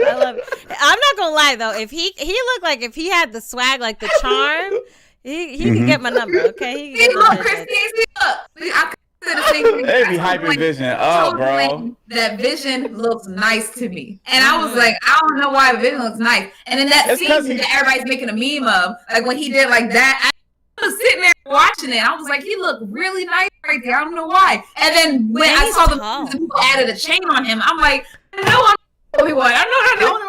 It legit look like if Wanda walked by, he gonna smack her ass like, damn, girl. Girl. He's like, damn, girl. What you doing, Wanda? And I'll be like, toot that a little bit. That's when you toot the booty out just a little bit. You know it's gonna happen, okay? That's okay. Listen. Christine got little tricks. She gonna say that. Yo, wow. Oh, Vision. He said, yeah, Wanda. That's when you purposely toot it out a little bit. I'm part of the thickness community, okay? All right? Oh, yeah, he ain't mad at me no more. No, he ain't. Okay, y'all wild, dog. Somebody said y'all thirsting after the AI. Listen, in there is a real mind, okay? Mind stone. Oh my god. But yes, so in breaking the 4th wall, okay, that episode, that's when we kind of have the Agnes, reveal that Agnes is Agatha Harkness, which started to make sense with a lot of stuff that we were seeing in the show. She was the one that was tampering with the magic show that was in episode 2. Mm-hmm. This is all spoilers, Charlie. So it's all spoilers. It's cool. My girl I told her purposely spoil it for me as I've been watching it. Okay, awesome. Okay. And then you saw that we finally know who Ralph is. You know that Ralph was. Go ahead. I see the face. Go ahead. Man, okay. Go ahead, Christine, because I'm going last because I'm going to destroy this show, bro. Really? Like, okay. Are we switching? Do I give you the Charlie paper where you just write "I'm Charlie" today? Yeah, I'm Charlie today, bro. Trash. Okay. You're so upset. So I want to hear these guys. Right. So then, and I'll just say what happened in episode 7, 8, and 9, and then we'll just mash it all together. We don't really have to, go through a breakdown. But in episode 7, that's when you found out that Agatha was behind a lot of things. I will say that, I didn't like how they did the little cut though. It's me. I didn't really like that cut. Oh, that was a bopper though. That was a bopper. Come on, you ain't like that song? If it had happened earlier, but it was like we finally got out of the black and white, and then it was like it's me, and I was just like, I don't really feel it. But I'm happy that now we know who you is. Okay. Yeah. And then there are some things in episode 7 that annoyed me. Really heavily annoyed me, right? Episode 8 is when I think the show got extremely, extremely, extremely good. That's when they were going through her memories, right? That's me paraphrasing, and we'll go into that. And then episode 9 is when everything comes together. You find out episode 8 is how you find out how everything happened, how Westview was created, right? And then episode 9 is the culmination of basically what do we do with Westview. What do we do what does Wanda, how does she proceed, right? Now that she knows and realizes everything she's done, how does she proceed? Now, Dwayne, you say you want to go last. Jazz, I'll have you unleash. How did you feel about episode 7, 8, 9? Talk about it. Let's dive in. I honestly felt good about how they showed everything. I know Dwayne is mad, but I feel, no, I'm mad about one thing. I'm mad about one thing that I agree with him with, which is kind of like, they did it for no reason, but I'm not going to say it. But I feel like it was a good thing showing like Agatha, like how she came there, like how she came to be, and what her initial goal is basically, and why she's there, which is basically like for knowledge, really. Like it's really for knowledge, and she has the knowledge, but she wants to know how Wanda has these powers and everything, because she doesn't really care if Wanda dies. She just wants to get what she has. Like that's it. And it was just because we had theories like every week because of the downtime, because it's not like it came out like back to back. Right. Yeah, so we have time to sit there and think about what things might mean and everything, which might be a downfall for us, like watching it, because we're over theorizing things. And then when we see what it actually means, that could lead to disappointment, like how Dwayne is disappointed. But I see. Yeah, his eyes. That's our fault, though. That's our fault. Look. But see, I go into watching WandaVision with like some theories, but like if it's not true, then I'm just like, okay, whatever. That was just me. But like I'm not really disappointed on how they did things, because it sets things up later on for what we might see. Like they're not going to give us the whole MCU Phase 4 in one series, so that's why I'm like, I'm not really disappointed. I will say that, because the Ralph thing, right? The Ralph thing. Okay, that's the thing that I was talking about. That's the thing that kind of blew. I would say in regards to Ralph, right? I understood that as fan service. Like I understood that they were just like, hey, let's throw the fans a bone, right? Let's just have him involved. He's not really Quicksilver. He's, the bone we're throwing to everybody and having the fake Quicksilver come over. So I wasn't really mad or upset about that. And I think also for me, it's not that I really truly so much cared for his character. So it's not like it's really a huge disappointment for me. I didn't really care either way, right? I was more interested in what was Wanda doing? How is she controlling this? Who is possibly helping her, right? I would say on the aspect of where I was, a couple of things that I was disappointed and that didn't make sense to me, right? Listen, Monica is beautiful, right? Beautiful. I love what she ends up getting in this, but I do feel like, and I blame on Disney, right? On the construct of how they formulate their shows. And then Disney is like a rich penny pincher, essentially is what Disney is. So they're like, how can we have these shows and try to nip the budget as much as we can? Try to milk it. Right. Yeah. Milking, and then also like nipping the budget, making the budget as small as they can, which puts pressures on the writers, on the directors, on the filmmakers. Pay less as possible to try to do it. Quality. Yeah. So when Disney was selling the idea of Disney Plus, they were like, oh, we're going to have these Marvel shows and they're going to have big movie budgets. And the reason they sold that is because a lot of people know that Disney is classic for like S.H.I.E.L.D. type of budgets where it's not really a good CG. Nope. The money, there's not a lot of money behind those shows. Also with Scandal. I remember watching Scandal and they were standing it was supposed to be a scene outside, but I'm like, are they on a green screen? Did they have to green screen a highway? Could they not just have this conversation indoors? Like, why is it so they don't put a lot of money in a lot of their shows, right? And so I think because of that, where they're like, okay, we're going to have short episodes, right? Like 30-minute-ish episodes, and then they're going to come weekly. And the seasons are so short. Only this one was 9 episodes, and it was 30 minutes for the first couple of episodes. And then we have this last, that lie. Oh, the last 3 episodes are going to be an hour. Straight up BS. I think that was somebody else causing a rumor, though. That's true. But they should have done better. Only 30 minutes. Yeah. The last couple of movies, the MCU movies, were longer than this whole season. Like, if you were to put a couple of these movies together, they're longer than this whole season. And I put that on Disney. So because of that, I think that Wanda's character didn't get properly fleshed out because she needed more time. She went from A to Z, and she needed more time.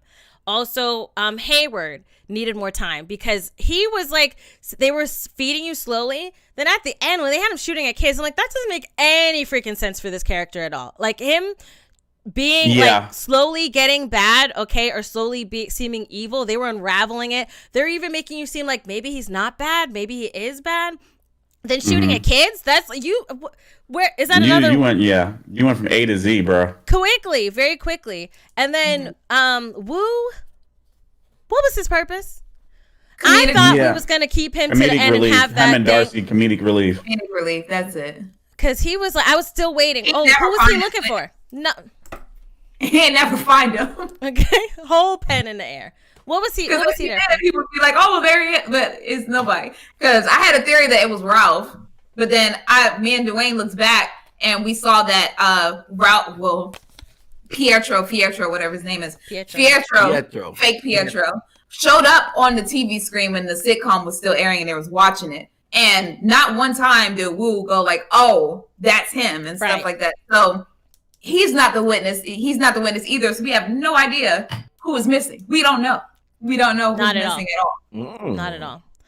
And that was something that was that was frustrating. The fact that you had this thing, like 9 episodes, and you really milked like the in between. And then, mind you, when we had the first couple episodes, there wasn't a lot of meat. It was a lot of just, air.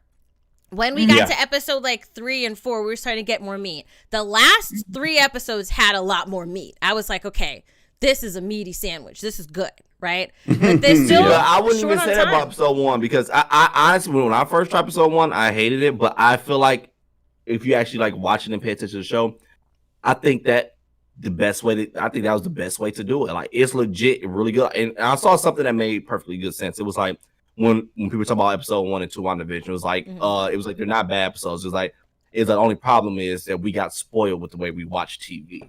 And I was like that because after I watched it, I was like, that actually makes sense because this is actually a good way to open the show when you think about it. It fits it really good, and it's actually not boring. First time I watched it, it's boring. For me though, it's like the timing, right?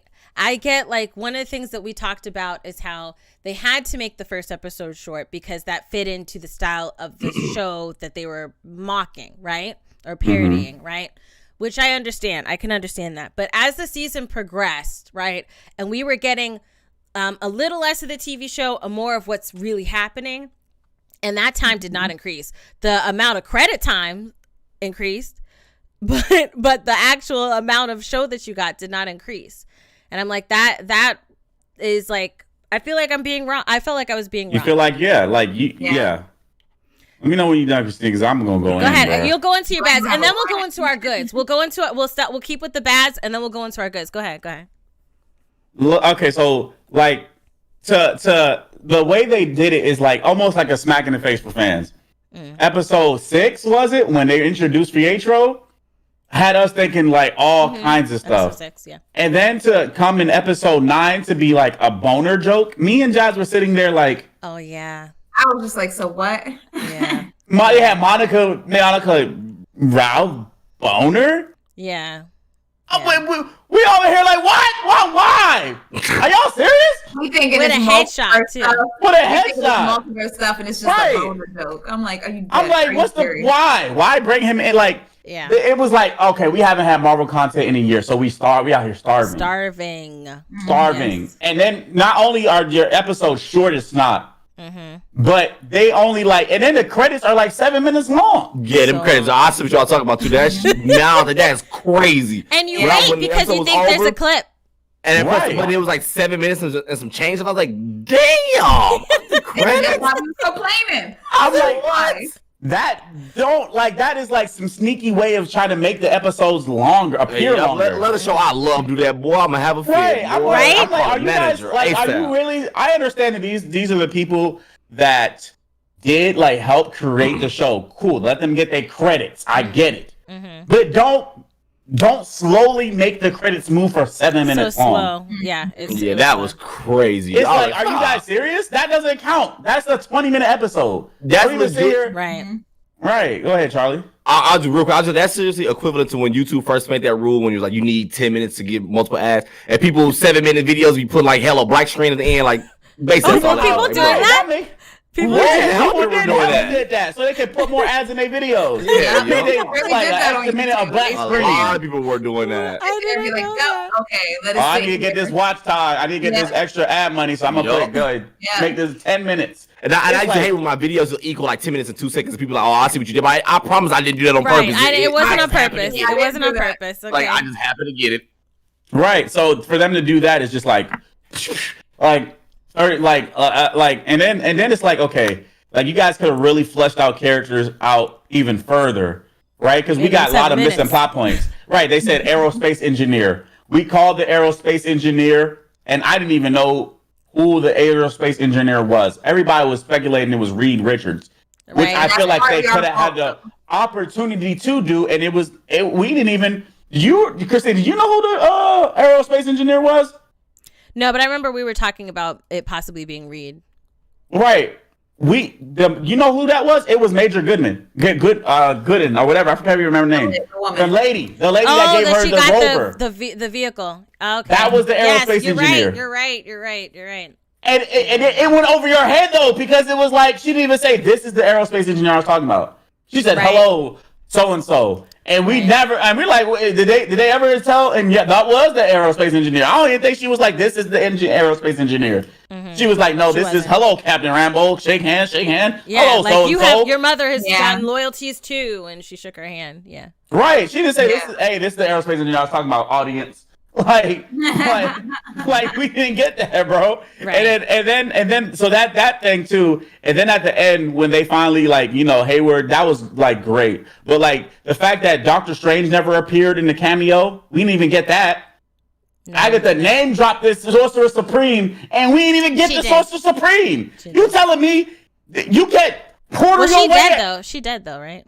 Who? Sorcerer. Oh, is he Sorcerer Supreme now? He is the Sorcerer Supreme now. Oh, I didn't know that. So you telling me Doctor Strange ass can't just teleport his little ass over there real quick? This shit. You telling me that this big ass hex in New Jersey is not on your radar? All this shit going on over here? Oh, hold on, and which is like a drive away from New York, bro. Right. It's a portal away. This nigga portal away. Oh goddamn planet to bed. Girl, I'm on the portal away. Damn, girl. It sounds like an R&B song. Just one portal away. Girl, I'm on the portal away, girl. Right. You telling me Miss Doctor Strange ain't nothing strange going on in fucking New Jersey? Like what the fuck? Right. He's like the angry old man. He's like Doctor Strange. There's nothing strange happening in New Jersey. Right? What the fuck? Like these. Come on now, a big ass hex and the bitch expanded. Like what? Like come on. Like what the fuck? Like you what? These are facts. Like we just didn't have Infinity War where a goddamn spaceship came from the fucking sky. Motherfucker, I'm on alert. Yes, yes. Get it, go in. Yes. Anything, I would be having PTSD. You literally got. I know you saw all the timelines, but you don't have the time stone anymore. So I would be on fucking alert that shit don't happen. Like I'm supposed to protect my dimension. Somebody like there's a fucking.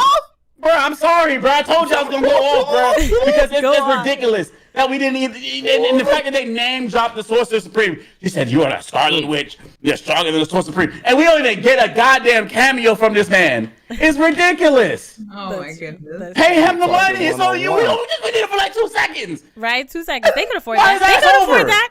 They could afford a 2-second cameo. They could literally get a post-credit scene, hit his ass in them 7 minutes. Right, walking up to the hex and being like, "What the fuck is this?" After she dipped. I would say that I thought that was definitely 5 words. I thought that's. I thought we were gonna look at this motherfucking essay. It's like 1,000-word essay. No, I counted 5. On the cutscene at the end, I thought we were gonna get him in there, but it was more her. So I was like, right, okay, this is cool and all, you know. Then guess what? Okay, so spoiler alert, Charlie. So they used her magic so Hayward lied, and they had white vision, which is basically the body of Vision. They put it together because they want a weapon. So they used her magic to reboot Vision, and they fought the Mind Stone version of Vision, and then they had the little philosophy battle and shit.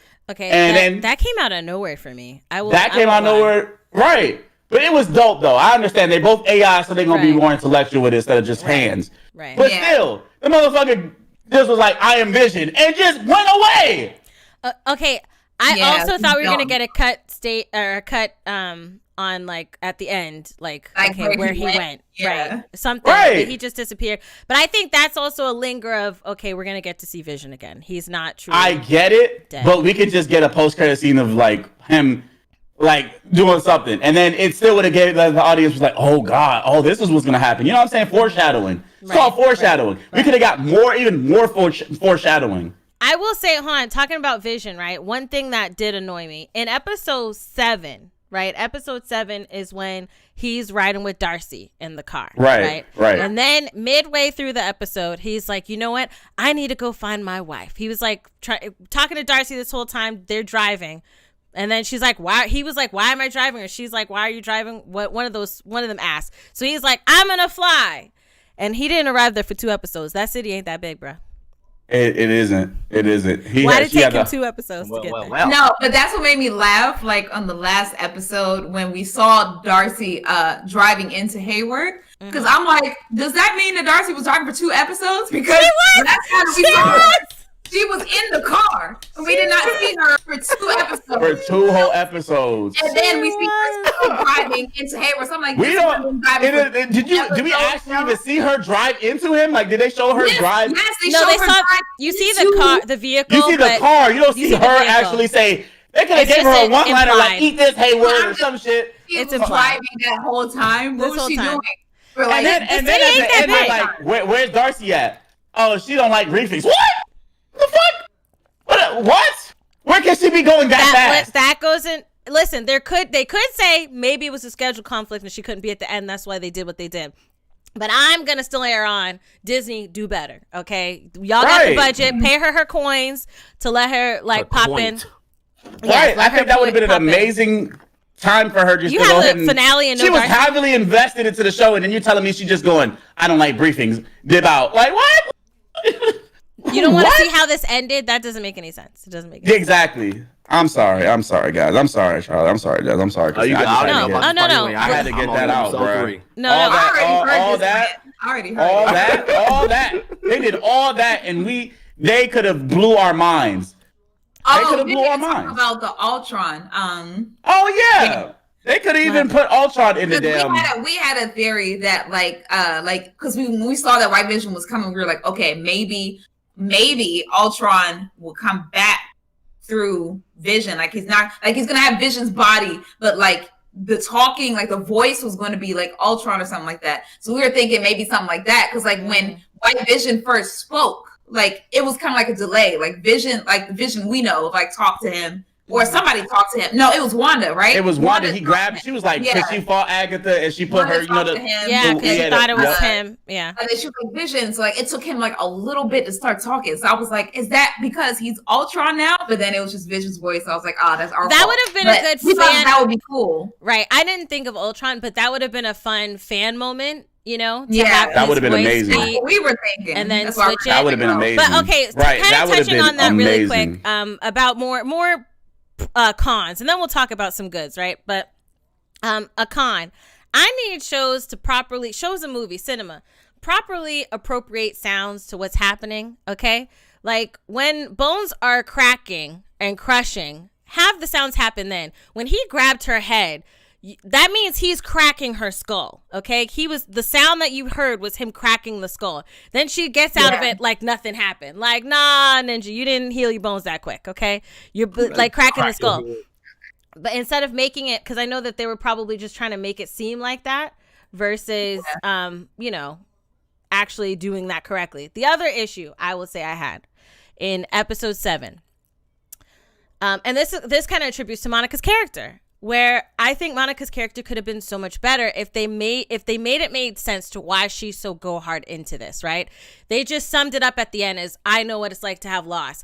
Well, you didn't really have time to process or deal with that grief. You were gone for 5 years. You appeared. She had died for three years ago, right? The mom had died, 2 years ago, right? To when Monica came back. A week later, she's in the bubble and doesn't remember anything. There's no way you process grief to be at the level at which Wanda is, to be, you know, relatable to that standard, to where you're like, oh, when Hayward's like, hey, she's bad, and she's like, no, she's good. That doesn't make any sense for how your character got there. We know. But you just met Wanda, so there's no way that you would have felt that way. To where she's like, Darcy says, hey, Bill, if you go in, your DNA was changed. If you go in again, we don't know what's going to happen. She's like, we got to go in. That's my strong word. Gotta go in. Gotta go. Yeah. And when she was driving with Wu to go meet that general that was giving them the vehicle, right? Right. And Wu realized from the rest of Darcy's data that, they're working on Vision's body, right? They're doing something with Vision's body. And when they both said, we gotta tell Wanda, I wanted to slap them in the face. Why are you like, we gotta tell Wanda? You don't know really why Wanda is doing, or how she's doing what she's doing, why she's doing what she's doing. You don't know if she's actually bad, to the point where when she meets Wanda says, she's like, you got to make sure they don't think you're the villain. And Wanda's like, what if I am? I'm like, right? What if she is? Right. What if she is? Yes. Right. What if she is? To where she just got these powers, which I thought the execution was cool. How you saw like her mom and her past and stuff like that as she's getting the powers. But chick, you just got these powers. Walked in front of her. Wanda's like, get out, go home. And she's like, no. I'm like, you don't know what you can do. You don't know what's going to happen. This is my Dwayne pop-off moment. She learned how to use her powers too fast. Like when she stepped in front of those bullets, cool scene. But how do you know your body is able to do that? Right. I don't think they could have went through. I don't think that she knew. I think that she was just trying to shield them. I don't think that she fully knew. I think the execution should have been better. I feel like it activated them. Yeah, she should have looked more scared than she did. She walked in there like, hey, I'm gonna stop this bullets. But he was not point blank, but he was pretty close. That the bullets could have still hit them kids. And my thing is, when she had that square off with Wanda, what should have happened is that Wanda attacked her, and out of natural defense, a power kind of came out. And then she's and it should have been like defense, to where you're at the end when she's locked up with Ralph, that she's practicing her powers. She doesn't even take Ralph down with powers. It was CQC. When she realized that, this ain't no mastermind, he's some actor, she just did like a little tumble. That's what I told Jazz too. I was like, the first scene, this motherfucker just sped up, flipped her shit. So why couldn't he do that again? That's all. Yeah, that was. I will say, hubby was really upset. He's like, it don't make no sense how she got him. And I was like, well, she could have surprised him because she just did the flip thing and he didn't see it coming. So I could see kind of how that happened. That's but hubby was like really upset about that. Yeah, he could have just flipped her again. He could have flipped her back. He could have just been like, boop. That is true. They should have had a way better battle. They should have had a way better battle than a kick and a flip and he's down. Back each time she got up. Every time she got up close to her, bloop, sit down. Oh, yeah. Right. That's true. Every time she did it, and she got to figure out her powers to be able to counteract what he's doing. Maybe then she could have learned how to go translucent. Right. And then when he flipped her, she would have went translucent, and he would have been like, oh shit. Then that's when she grabbed him. Right. It would have been perfect. Yes. But that budget, like you said. They were going cheap, so I think that would have been so much better. That would have been so much better if she learned realized her powers through defending herself, and then learned what she could do. You could still keep your certain amount of time, in her. It was 2 days. Chick got the power 2 days ago. Okay, 2 days ago. All right, and then have this. But I'll say, and was there another bad thing? Hold on, there was another bad thing. Well, I talked about Wu. He was, Hayward, okay? I feel like Hayward could have been a really good, extra villain to have, right? I think he could have been a very good, because at first, he was like the military mindset, but, hold on, hubby's texting me. He's like, tell them my thoughts. Tell me what you want me to say, because I don't remember everything you said.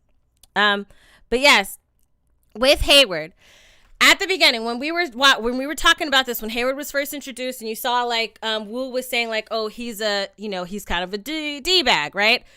I was saying I hope they don't just make him just a bad military mind, right? Like that go hard military man, no, this is what we got to do. We got to do it for our country. All that stuff. I wanted them to write him well or flesh him out well, make us understand, make us care about him. Yes, make it right when he relate. Said. Right, when he should have said when Monica was spewing all that to him, he could have been like, you legit don't know what we were going through during that period of time, and maybe give him a flashback of him having a moment where he lost all hope. Right. And that's why. And then it would have been like, that's why he's the way he is, because he legit that 5 years you were gone. He legit lost all hope. It was fucking apocalyptic the way that the world was going. What I went through. And you don't know what he went through. That's why he's so gun-ho. He's like, he talk about her mama. She should have punched him in the face. Oh, it's a good thing you didn't see your mama die. Bro, don't be talking about my mother, okay? She should have smacked him then. And he should have said, I would have loved it if she would have smacked him, right? And then he would have been like, I deserve that. Now get out. And because, he would have been like, right. He would have been, she smacked the shit out of him. Get out, because you don't know what I've been through. I'm grieving as well. I had shit that I had to do while you were gone as well. So you gotta look at it from just my point of view. Some things I'm not proud of. Do that. Say that. Some things I'm not proud of. That right. line. Yup. Yeah. I would have been perfect. And then when they arrested him, he's gonna be like, "Y'all gonna need me. Y'all gonna need me." He should have said something instead of just getting arrested. It just made him look like a comic book ass. Yes. Right, a bad guy just for being. We just need a bad guy. Oh, just make him a bad guy. He should have, when he was getting cuffed away, should have said, "Y'all gonna need me. Y'all gonna see. Y'all gonna see." Did he say anything when he got arrested? He didn't say shit. He just got arrested, and they just. I think he just got arrested and looked mad. Right. Fuck. I think that was it. They said, but okay. So his one of the things that he was mentioning, hubby, right? He was saying that. He's really upset with the fact that, as far as the world knows, Wanda she was the villain, right? Because of what she did, right? And we know it was out of grief, and that's something that I thought was done very, very well. I thought it was beautiful, had me in tears, right? Yeah. But he was like, they treated Hayward worse than they treated Wanda. And I will say that in that part, I do agree with, they had Wu and Monica be our North Star characters. They tell you who's good and who's bad.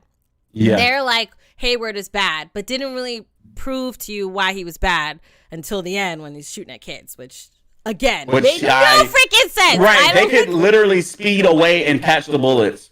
They have powers. That's true. They showed the little kid use his powers. Monica didn't need to even step in. The kids could have done it themselves. They could have. They could have done it themselves. But I'm not gonna lie. I'm really upset the fact that he just pulled out when he pulled out a gun. I was like, he's shooting at kids now. and they have powers, bro. Like, you, come on now. Unless you don't know, like, that's like, come on, bro. Yeah, and he's like, remember, Wanda did have the whole city hostage mentally. And this is where you get to see some more of like the creepy parts, right? For Charlie, it was heartbreakingly sad, actually. But like when you're seeing like the woman hanging her laundry, and she's got a tear because she's stuck in this animation, right? In this loop. In this loop.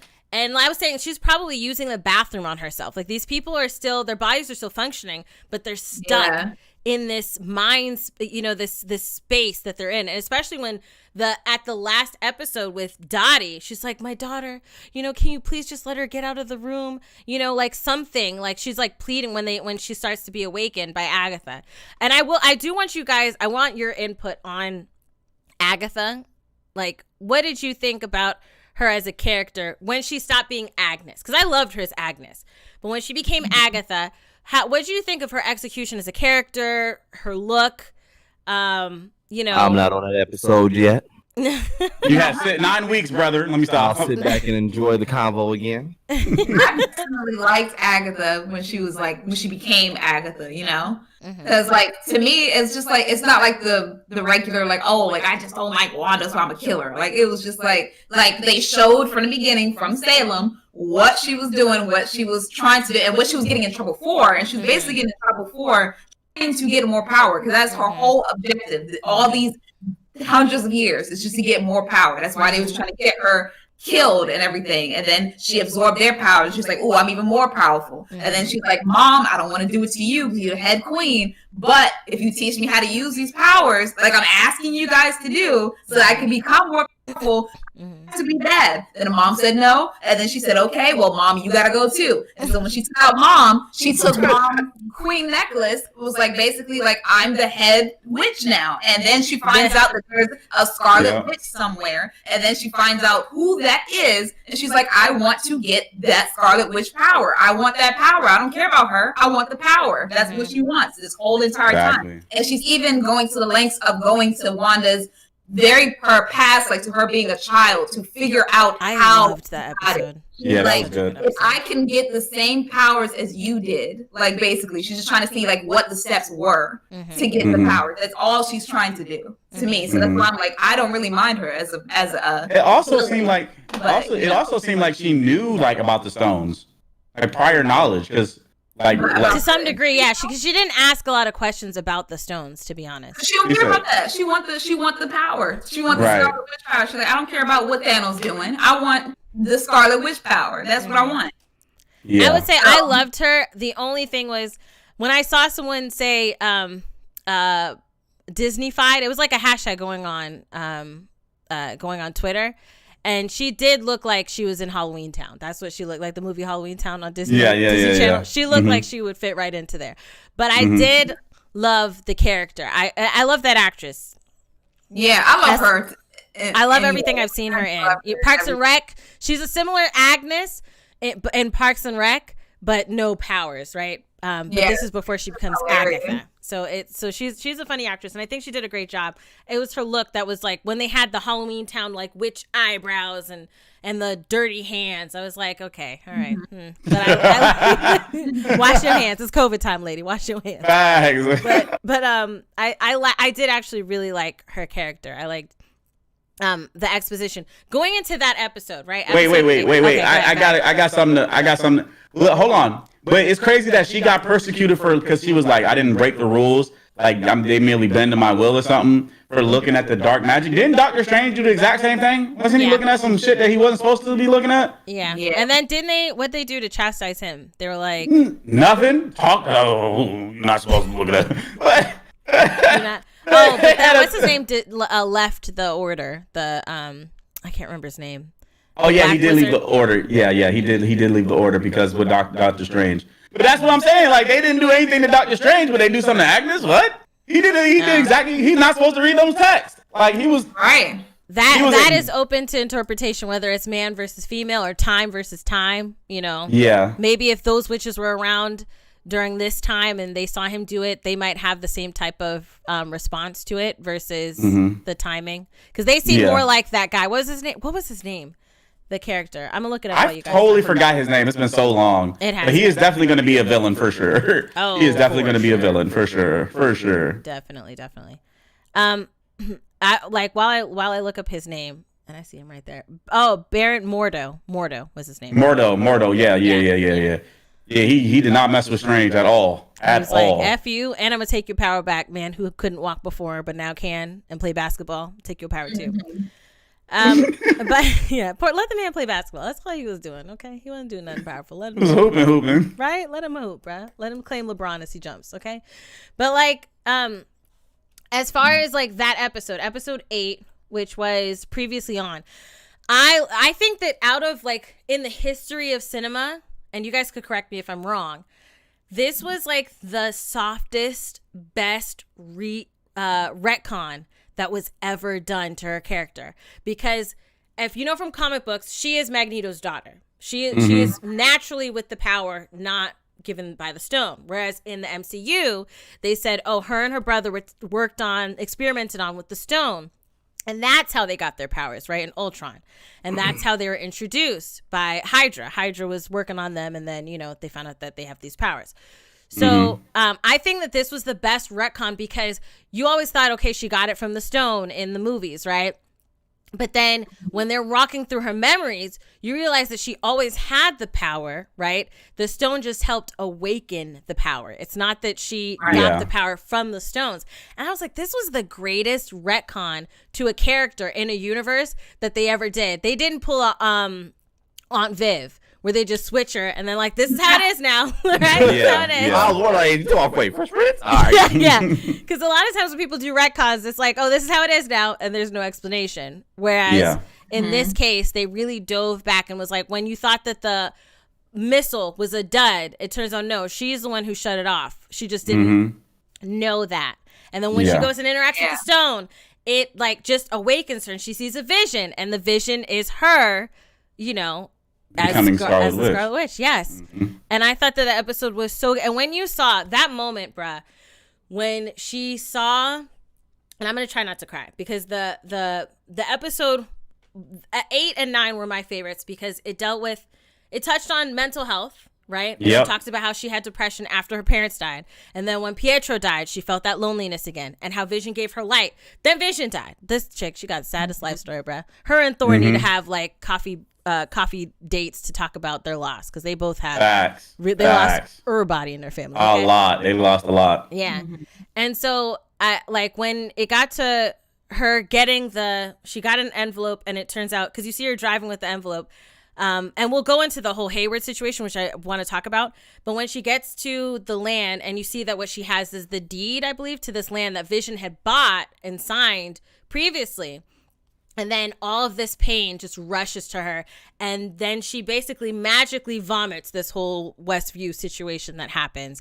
And you see that Vision, we always wondered, what did she do with Vision? We found out she didn't take his body like Hayward made it seem. Very great twist. Very great twist. Extremely great twist. And it's that relatability of like grief. And when that moment happened, I was like, if I had that power and went through what she went through, I would totally make this happen. This would totally be something that would naturally happen for me. And I think they did so well with making that.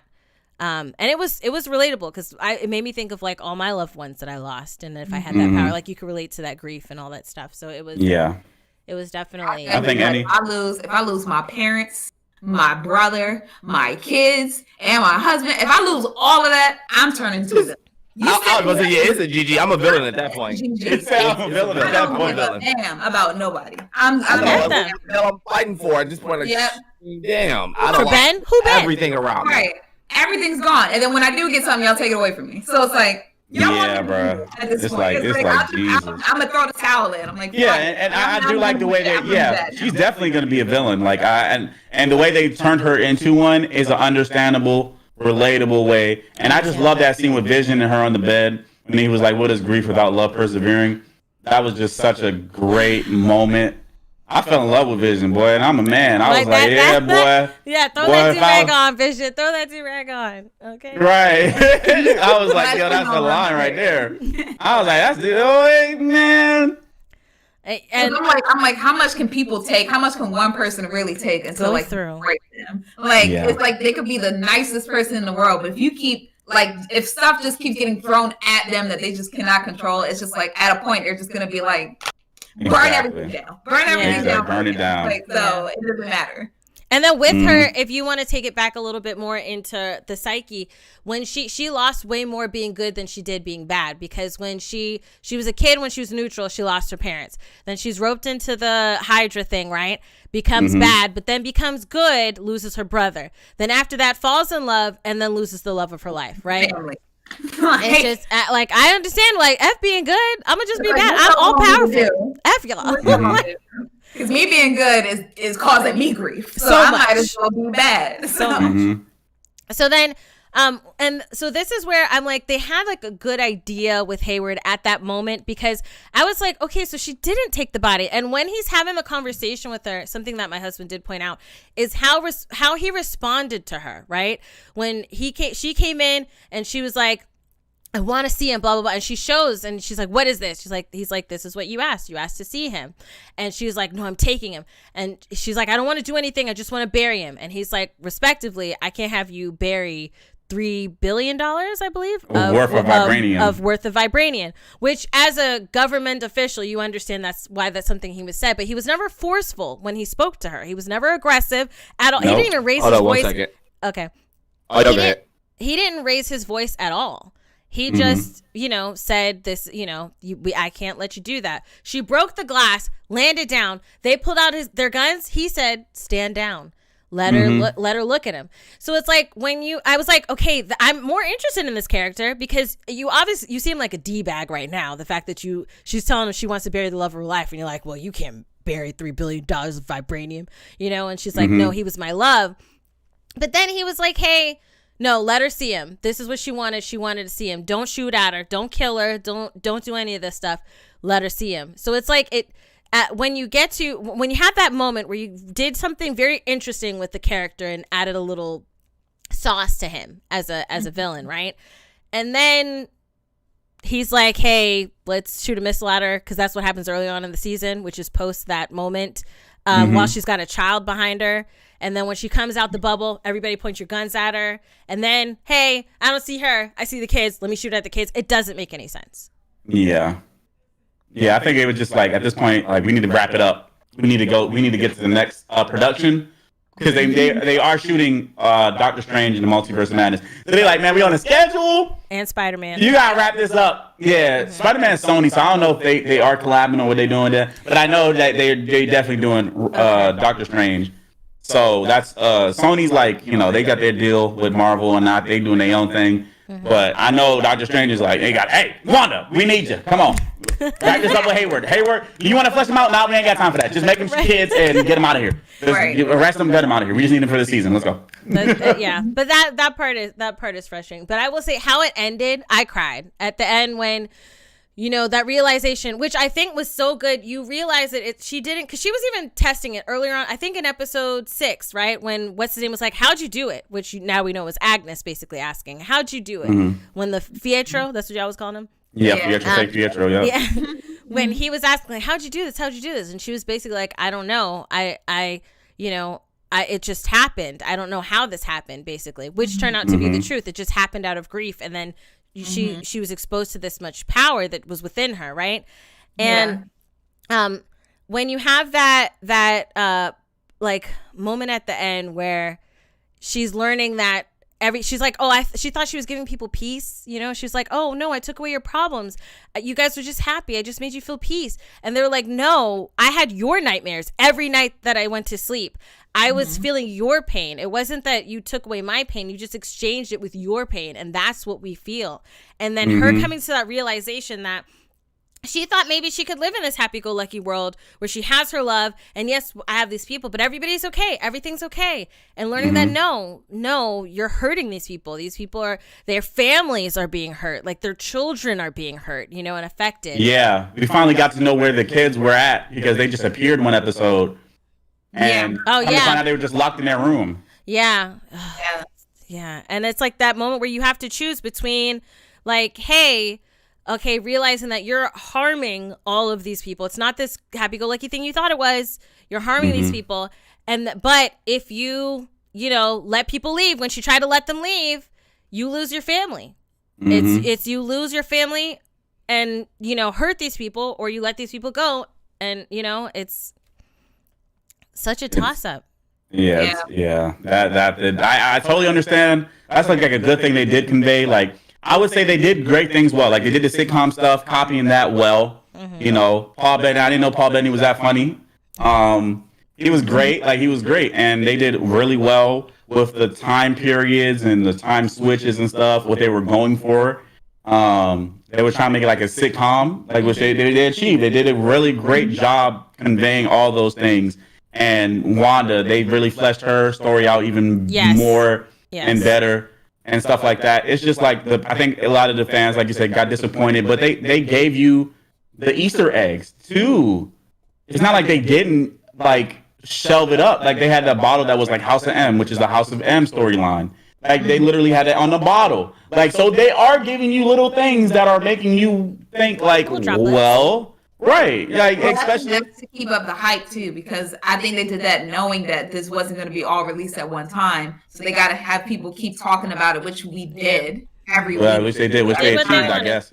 Yeah, every time the show aired, every time it was trending on Twitter, it was Wanda or something from WandaVision every week, and then people theorizing what it could be because of these little tidbits that they're throwing in there to keep people's interest in it. So I think that was totally on purpose. Well, then they did their job well. It was just that they could have hyped it up even more though. Yeah, they could have set up things even more. They could have ramped it up a bit more. That would make fans like episode 6 when Pietro came in there.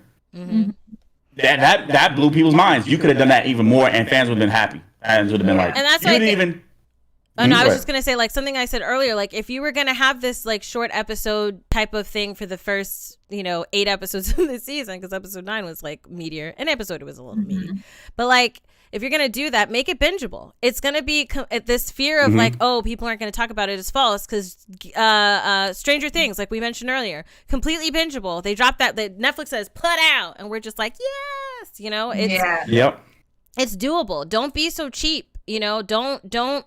And then, like, make it a little bit longer. Flesh out the rest of these characters. I agree. Wanda was fleshed out. Vision was fleshed out. That's it. I think everybody else. Well, Agnes. I'll give Agnes 2. But outside of fleshed out too. Outside of those 3, Hayward. Monica. I would say Monica was kind of fleshed out. No, I think. She's gonna go more to. They're gonna flesh her out even more because she's gonna be in Captain Marvel too. I want her to be fleshed out. And if they do that in Captain Marvel 2, then okay, I would like to see that. But I feel like you didn't set up enough for me to believe that she was great with powers, mind you. She just got, we talked about that. Yeah. And then her understanding Wanda when she's only gotten, like the first time she met Wanda, she didn't even realize what was happening, right? And then then she's like, oh, I know what it's like to be Wanda. That didn't make any sense as the storytelling went.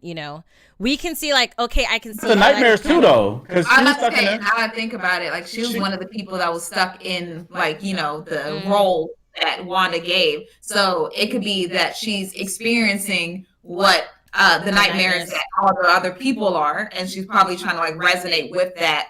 Yeah, that could be a possibility this is too. Why she's acting this way, and this is why we're all going through this, because of all the things she already went through. Maybe that's the only thing that I think would make sense. I think that then execution should have been better, like with relaying that. I know you want to keep the whole, hey, we had your nightmares to episode 9, and I think what they did was perfect with how the other people kind of taught her that and told her that.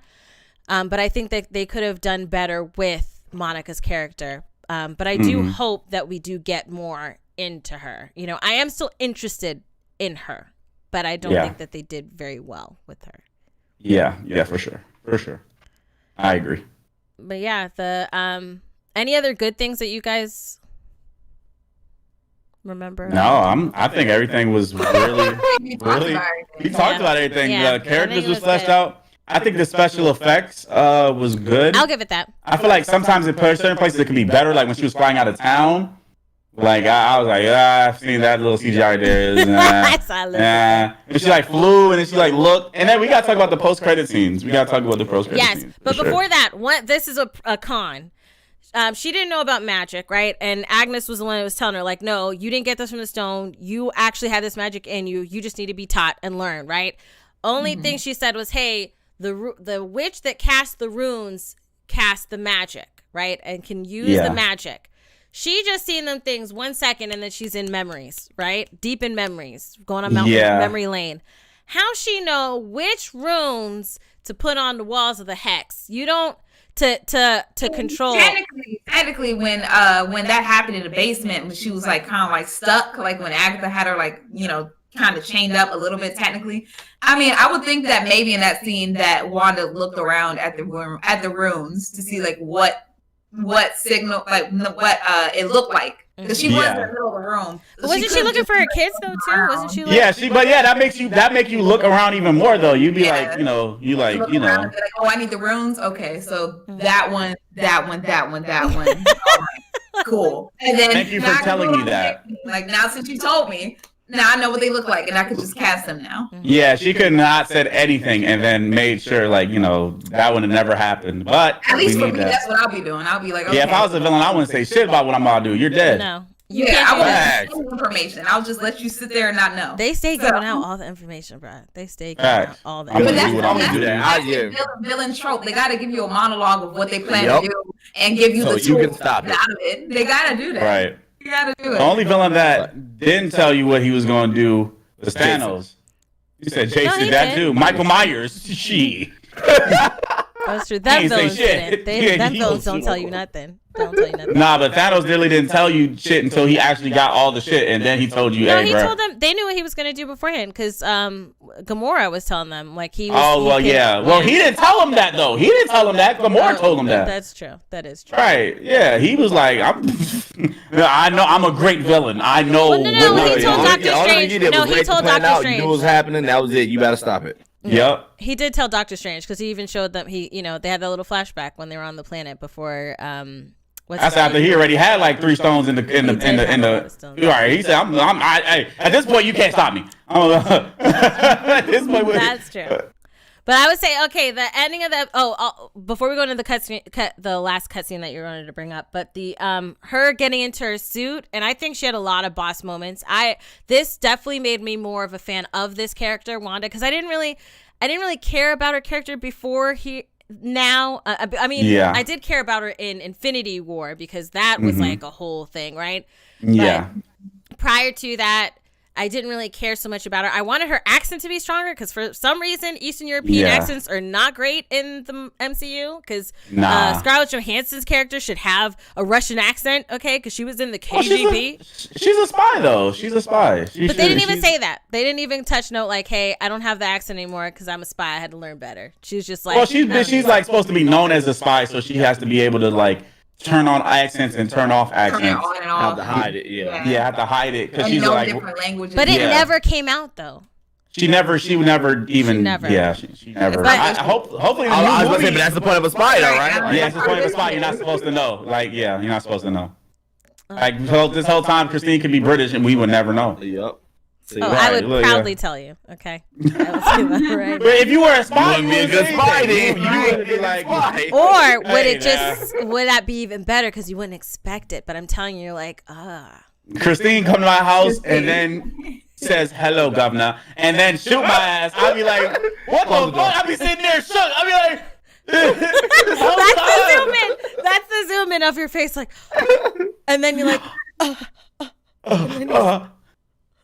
Goodbye, mate. No, I would say put another shrimp on the barbie. Right. But yeah, that's Australian. Yeah, but her accent could have been stronger because we did see it sometimes, and then sometimes it would just go away, disappear, and it would disappear. And so they did make note of that, and I appreciate that. But she should have had a stronger accent. But okay, into the end credit scene, which I'm interested to see what you guys think is going to happen next because of that. Mm-hmm. Which didn't they have 2 of them, right? They had 2 of them, right? They had the one with the scroll, and that's when she was like, Which that's that's scary as shit. Yeah, I like that is scary. That made me think of Super. I was like, I wonder if Super Skrull would come. Yeah, I think so because I wonder because he was dope. I'm like, this Skrull has got her way so far into the government that they don't even ask who the fuck she is. Right? Like, she legit walked in there after a crime scene. This is like a crime scene. She just walked in, we need you in the theater. Nobody said anything to this woman / Skrull, and they went into the theater, and Monica's looking around like, what the fuck? Nobody's there. Then all of a sudden she transformed, and she's like, he needs you. And then she just pointed up. And I was like, oh, boy, okay, I'm ready. I'm ready for the Skrulls. Just to be picky though, that theater she could have seen from gate when you walk in. There ain't nobody in that theater. She waits till she gets to the store. Yeah, facts. That's picky. That's like, picky. She waited till she got all the way to the front to realize nobody's there. Like you can see it when you come in. Yeah. Theaters are purposely made that way at a slant, so you can see where you want to sit. Okay. Exactly. She could have been like, all right, let's stop halfway. Yeah. I would have stopped at the door. Like, ain't nobody in here. Nobody. Maybe they coming later. They coming later. They're getting some crackers. They're getting some donuts and coffee first before they do this debriefing. But that was a cool scene, and I think she's gonna talk to Nick Fury. Yeah, I to me, Nick. I thought she was gonna say. I thought that's who they were talking about was Nick Fury. Because it was like a close friend of Carol of your mom. So I'm thinking like, okay, maybe it's either Captain Marvel or Fury, and then she said he. So I was like, okay, Fury. So Fury wants to talk to her up there. So that right. Okay, that's true. That makes sense. And then the last one is the one I was thinking about, where she's pulling a Doctor Strange in a cabin, where you see the projection of her, drinking coffee, with the Thanos music, which I was like, okay, that was this seemed very end of Infinity War when Thanos is sitting in the front of the cabin. I was like, is this the same cabin? But like, on the cabin. This is Thanos' cabin. Let's hang out here. And then but you see her in the room, like doing the whole, Doctor Strange astral projection. Yeah. And what I found weird about that scene was like, me and Jazz when we was looking at it, we was like, there's like runes on the door. I thought it was some Norse mythology stuff initially, but I think it's runes or whatever she's at. So I guess she can't be found. Maybe and there might be other witches out there. It can't just be Agatha. So, and when she went in there, we heard Billy and Tommy's voice calling for help while she's looking through the dark hold. Yes. So it's like, and her face at first when she was reading it was calm, and then all of a sudden, because we looked at it twice, all of a sudden she just got like mad and angry, and that's when she just like cut the screen to black.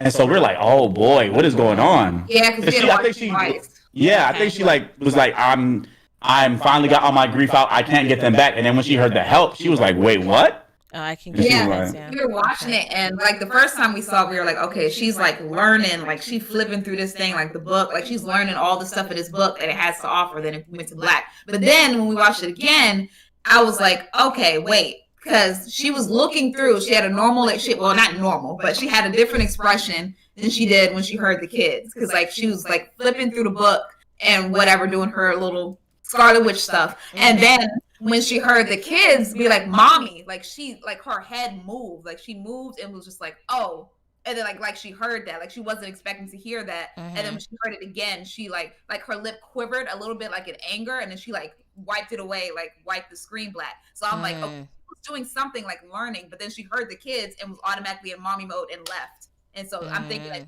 trying to go to wherever she heard the children screaming for her at, like she's just like, I'm going now. And whoever's there, they're gonna die. Basically, that's what I think. Oh wow! I wonder what is gonna happen and what's where the next thing will be. I did see that. I just want to call it Captain Falcon. I'm very sorry. Go ahead, Falcon. Falcon, Captain Falcon. Y'all know what I'm talking about, okay? Press sources, please don't be upset with me. Captain Falcon and Winter Soldier.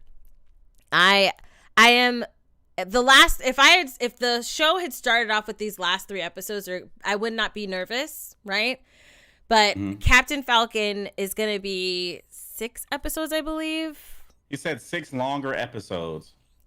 But I think I was looking, it said like, longer. That's true, because it said 45 to 50 minutes.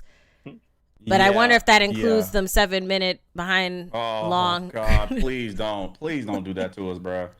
Please, I'll lose my shit. I'll be like, another 7 minutes. Is this all we? I'm gonna have to call Kevin. I'll be like, listen, Kevin, Mr. Feige, we gotta fix this. We need 7 minutes more of content, sir. All right, I wouldn't be mad if it was an hour and 7 minutes. I would have been cool with it. That would be amazing. That would be amazing. I do feel that because of knowing Disney's cheap formula, right, that I imagine that it's 6 episodes because it's going to have a lot more action, which costs a lot more money. So they're going to have, I think these may be 6 meaty episodes and full of action, because that's the only way that they could, you know, keep it in the budget restraints that are going to be given. I do hope that the villain will be more, because I mean, you saw him in Civil War. You didn't really care about him, you know, like his story is cool and all, but you cared more about what was happening. I was more so like Iron Man, Captain America. Oh my gosh, you know, But he was a very smart villain. Like he was legit, smart. He legit was like the best way to tear down the countries from within, and he was like, I'm gonna do the same thing to y'all, and he achieved what he was going for. He did achieve it. He did. So stop calling him Captain Falcon. Listen, that's naturally where I go, okay? And he is also the new Captain America, all right? I say it because he's supposed to be Captain America and he's Falcon. I'm putting together Captain Falcon, yes. Exactly. But that's already in Super Smash, so that's why I'm trying to catch myself from saying right. that. And then if we were to just say Captain America, everybody would be like, oh, Steve Rogers? It makes it way too confusing. So we're going to just call, on this show, just let it be known. And because people are going to be in their panties. We're calling him Captain Falcon because it's the clearest way to have less confusion when people try to correct us. But people know who we're talking about. So well, I see people complaining in the comments already. So I'm already anticipating they're going to definitely touch on the race card for 100% sure. There was a character that was had the super soldier serum before Captain America, and he was black, but they don't really touch upon him because you know why. Of course, you know why. Yeah, and I think they might, and he has a son that's supposed to be, you know, part of the Avengers or some. He's, you know how that is. Is this comic book or is this MCU? It's comic book. So it's comic book. So they might put that in the MCU. Okay. So I'm excited to see where they go with it. You know, race is going to be an issue in there. You know it is. I saw like American flag, so yes. Right. It's going to be an issue, and I just can't wait to see how they do it. Me too. So I would say WandaVision, the last episode, y'all wanted my number. I give it a 10, the last episode. And I was serious about the 10 because I cried. When she said her goodbye, I mean, she said goodbye to the kids pretty quick. It was like, okay, guys, thanks for choosing me as your mom. Close the door. They had to wrap it up. And then when they went to Vision. That thing was coming in. Yeah. It was coming in. The barrier was coming in. They got to hurry it up. That moment with Vision, I was crying. I don't know you kids for a couple days, bro. Calm down. Yeah, quick in, quick out. Deuces. Right. Let me go talk to my bae real quick, okay? Mm-hmm. But yeah, when she said goodbye to Vision, that was heartbreaking. I cried. I actually shed tears. Mm-hmm. Yeah. So what's your guys' rating? You're like aesthetic. Yeah, when you talk a little bit. Mm-hmm. I thought it was you typing and stuff. Yeah. Oh, I heard it a little bit. Yeah. I don't hear no more now. Well, you muted, but I mean. Yeah, he muted. Yeah, now I hear it. Hold up. But well, we ended now, so it's okay. Don't try to fix now. it now. Right. But yeah, okay. So how do you guys? I give it an 8 because I feel like they could have done more, and that's it. But other than that, it was great. I enjoyed it. I enjoyed theorizing with you guys every week. It was and fun. Talking about it. Yeah, having something to talk about in quarantine is like amazing. So you know, something to get our minds off something. So I do appreciate that, and especially the time that we're living in with the quarantine and grieving and the loss and everything like that. So yeah, I gave the whole series an 8.5 because it was really the credits that blew me, like how long it was. And I feel like the shows could have been like a little longer. It didn't have to be an hour. It could be 45 minutes. I feel like 45 minutes is a good sweet spot.